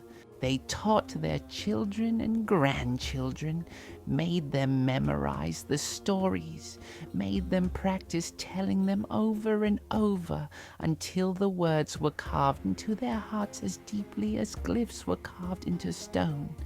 They said, "You must remember. Even if you forget everything else, remember these stories. They are who we are. They are where we come from. They are the wisdom our ancestors paid for with their lives and their blood. Do not let them die." And so the stories survived. Not all of them, but many. The creation tales, the hero stories, the teachings about gods and cosmos and humanity's place in the great pattern of existence. These were preserved, protected, passed down through generations that faced hardship and oppression, but never forgot who they were. Oh, each generation had its keepers, its storytellers, its guardians of memory.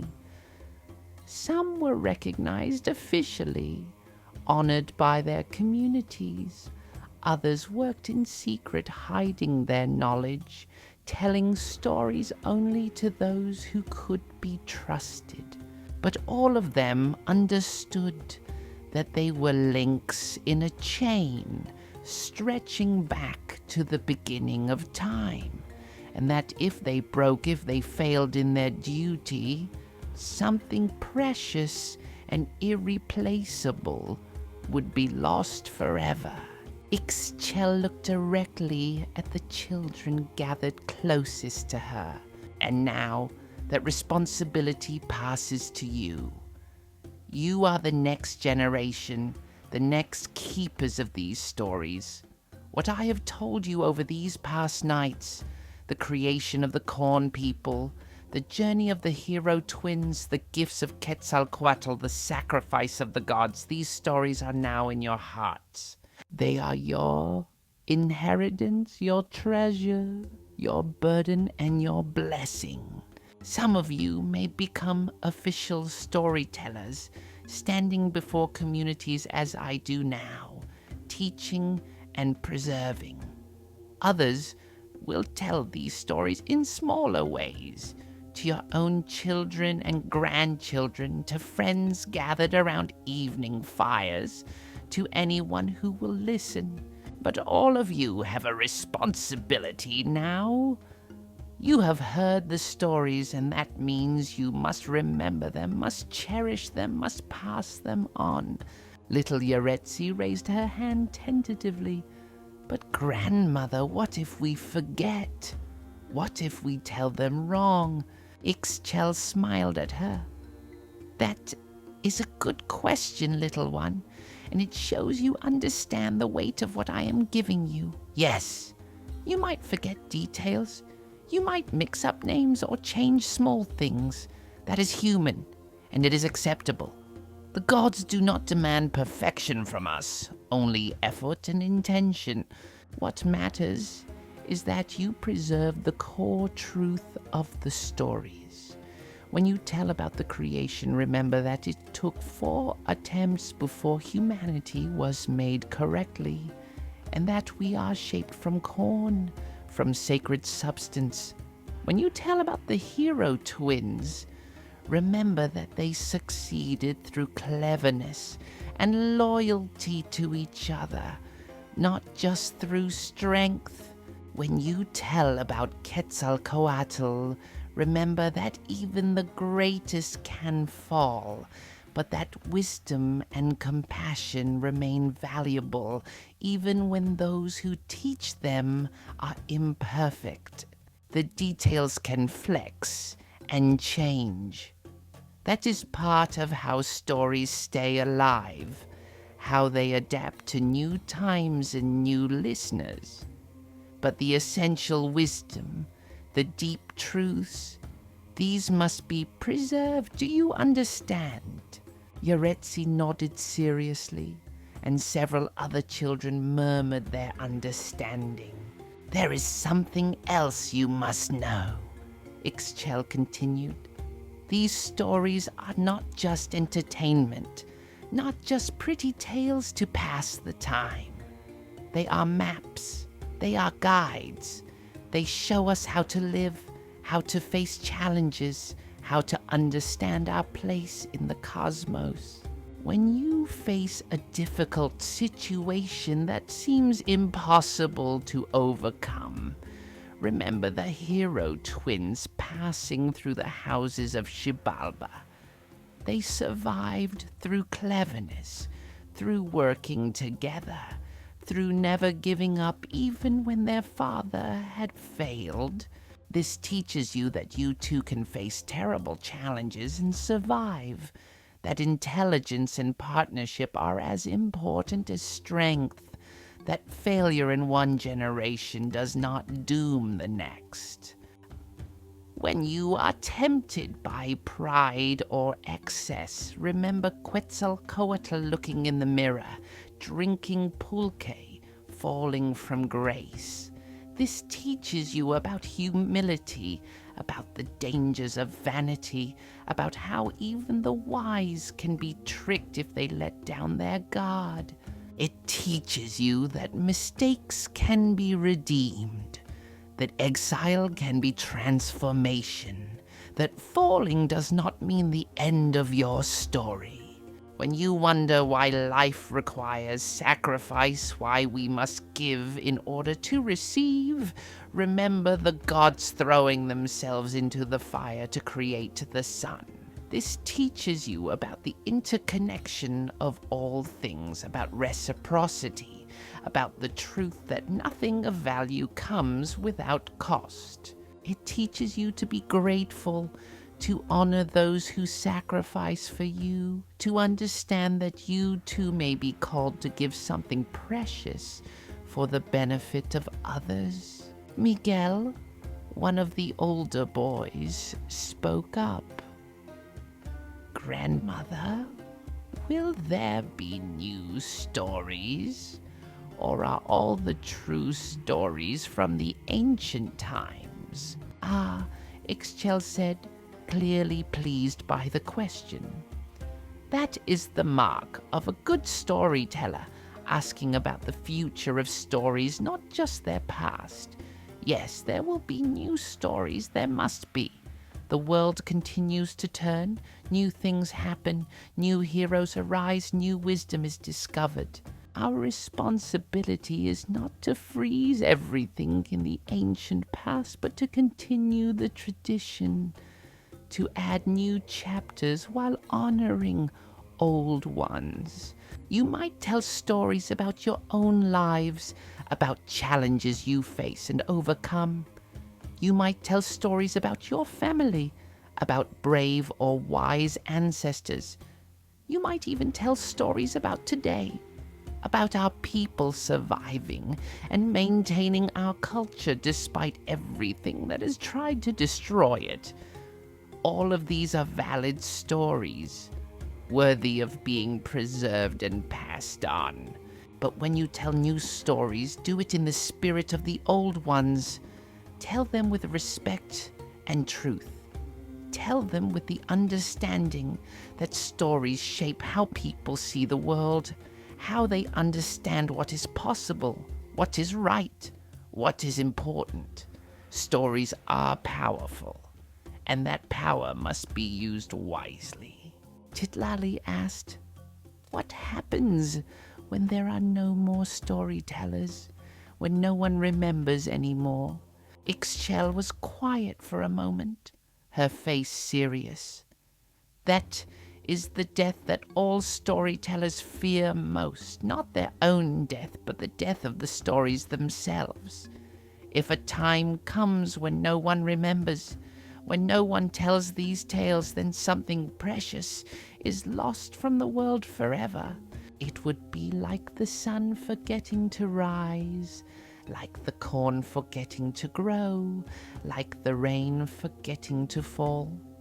The world would continue, yes, but it would be diminished, darker, emptier. This is why I tell you these stories with such care.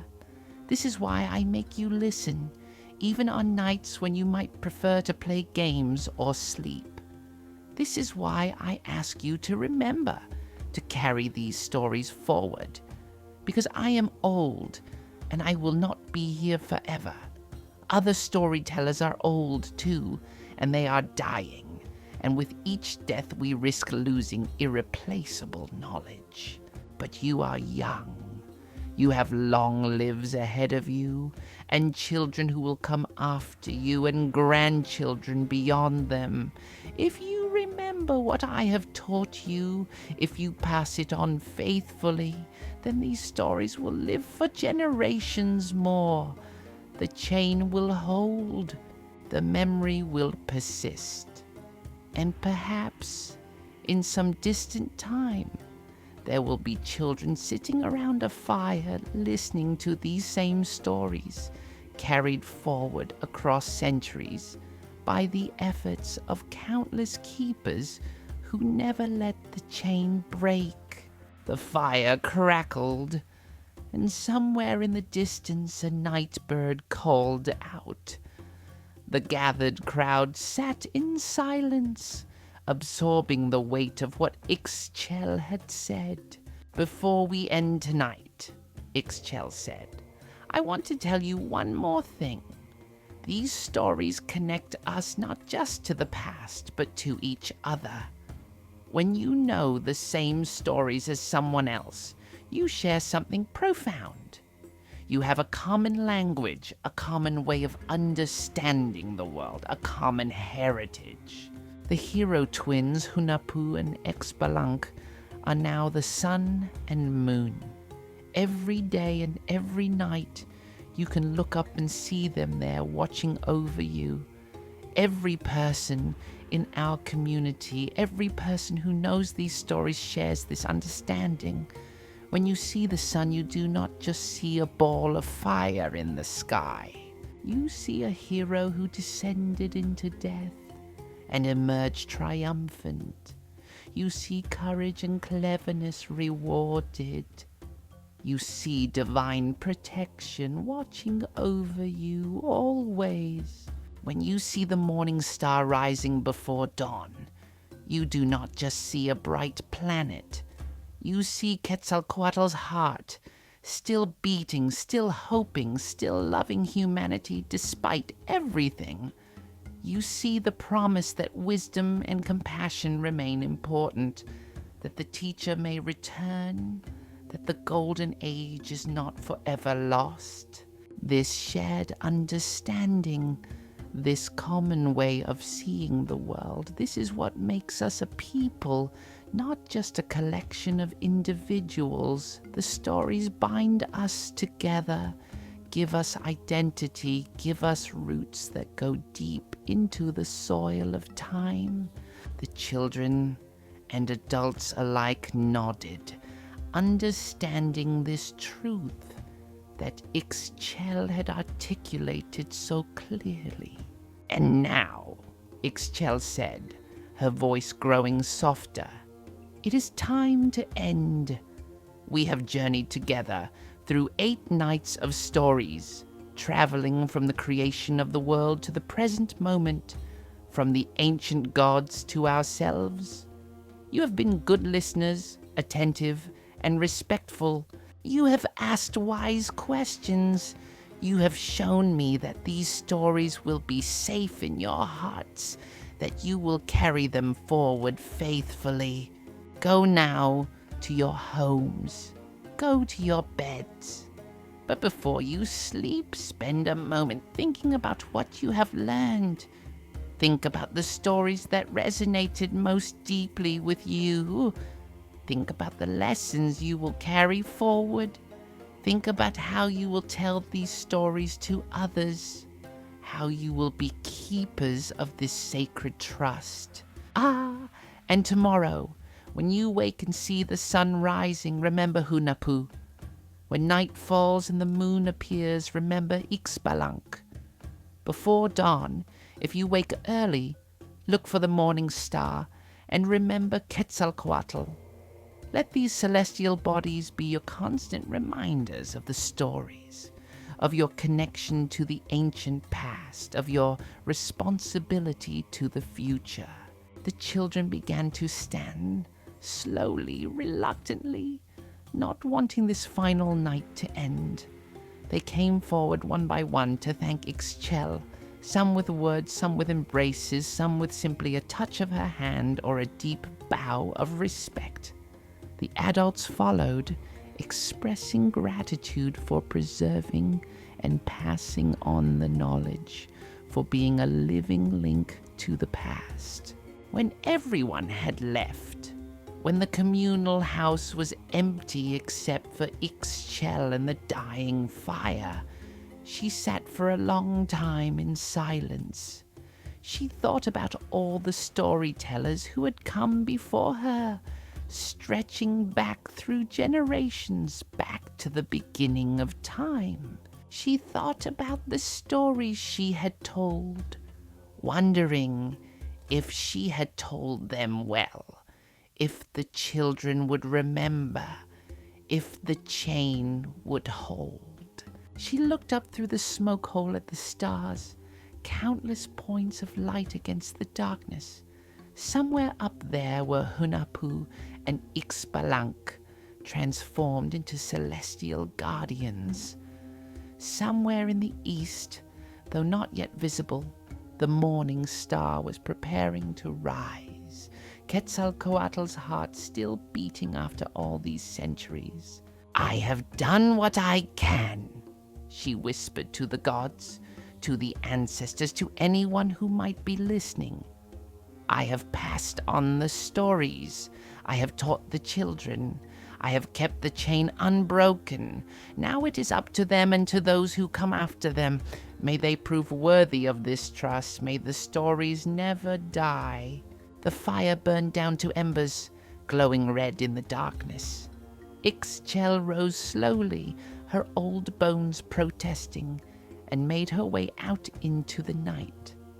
Above her, the stars wheeled in their eternal dance, the same patterns the ancient astronomers had mapped, the same lights that had guided countless generations. She walked home slowly, at peace with herself, at peace with the world. She had done her duty as a storyteller. She had been a keeper, of sacred memory. She had passed the torch to the next generation, and in the great pattern of existence, in the eternal cycle of death and rebirth, of endings and beginnings, that was all anyone could ask. Behind her, in the communal house, the embers of the fire slowly cooled, but the stories she had told, the seeds she had planted in young hearts, these would continue to burn bright, would be rekindled in other fires in other places, by other voices, for generations to come. The cycle continued as it always had, as it always would. The keepers of stories passed their knowledge to new keepers. The chain held, the memory persisted, and the ancient wisdom born in the time of gods and heroes lived on in the hearts of children who would someday be elders themselves, telling these same stories to their own grandchildren, ensuring that nothing precious would be lost. And that, my dear adventurers, is where we will end tonight's story. I hope you have enjoyed this journey through the myths and legends of the Maya and Aztec peoples, these tales of creation and heroes, of gods and mortals, of wisdom hard-won and carefully preserved. Remember that you too are keepers of stories, that the tales you love and share are part of the great chain of memory that connects us all across time. Until next time, stay safe and sweet dreams.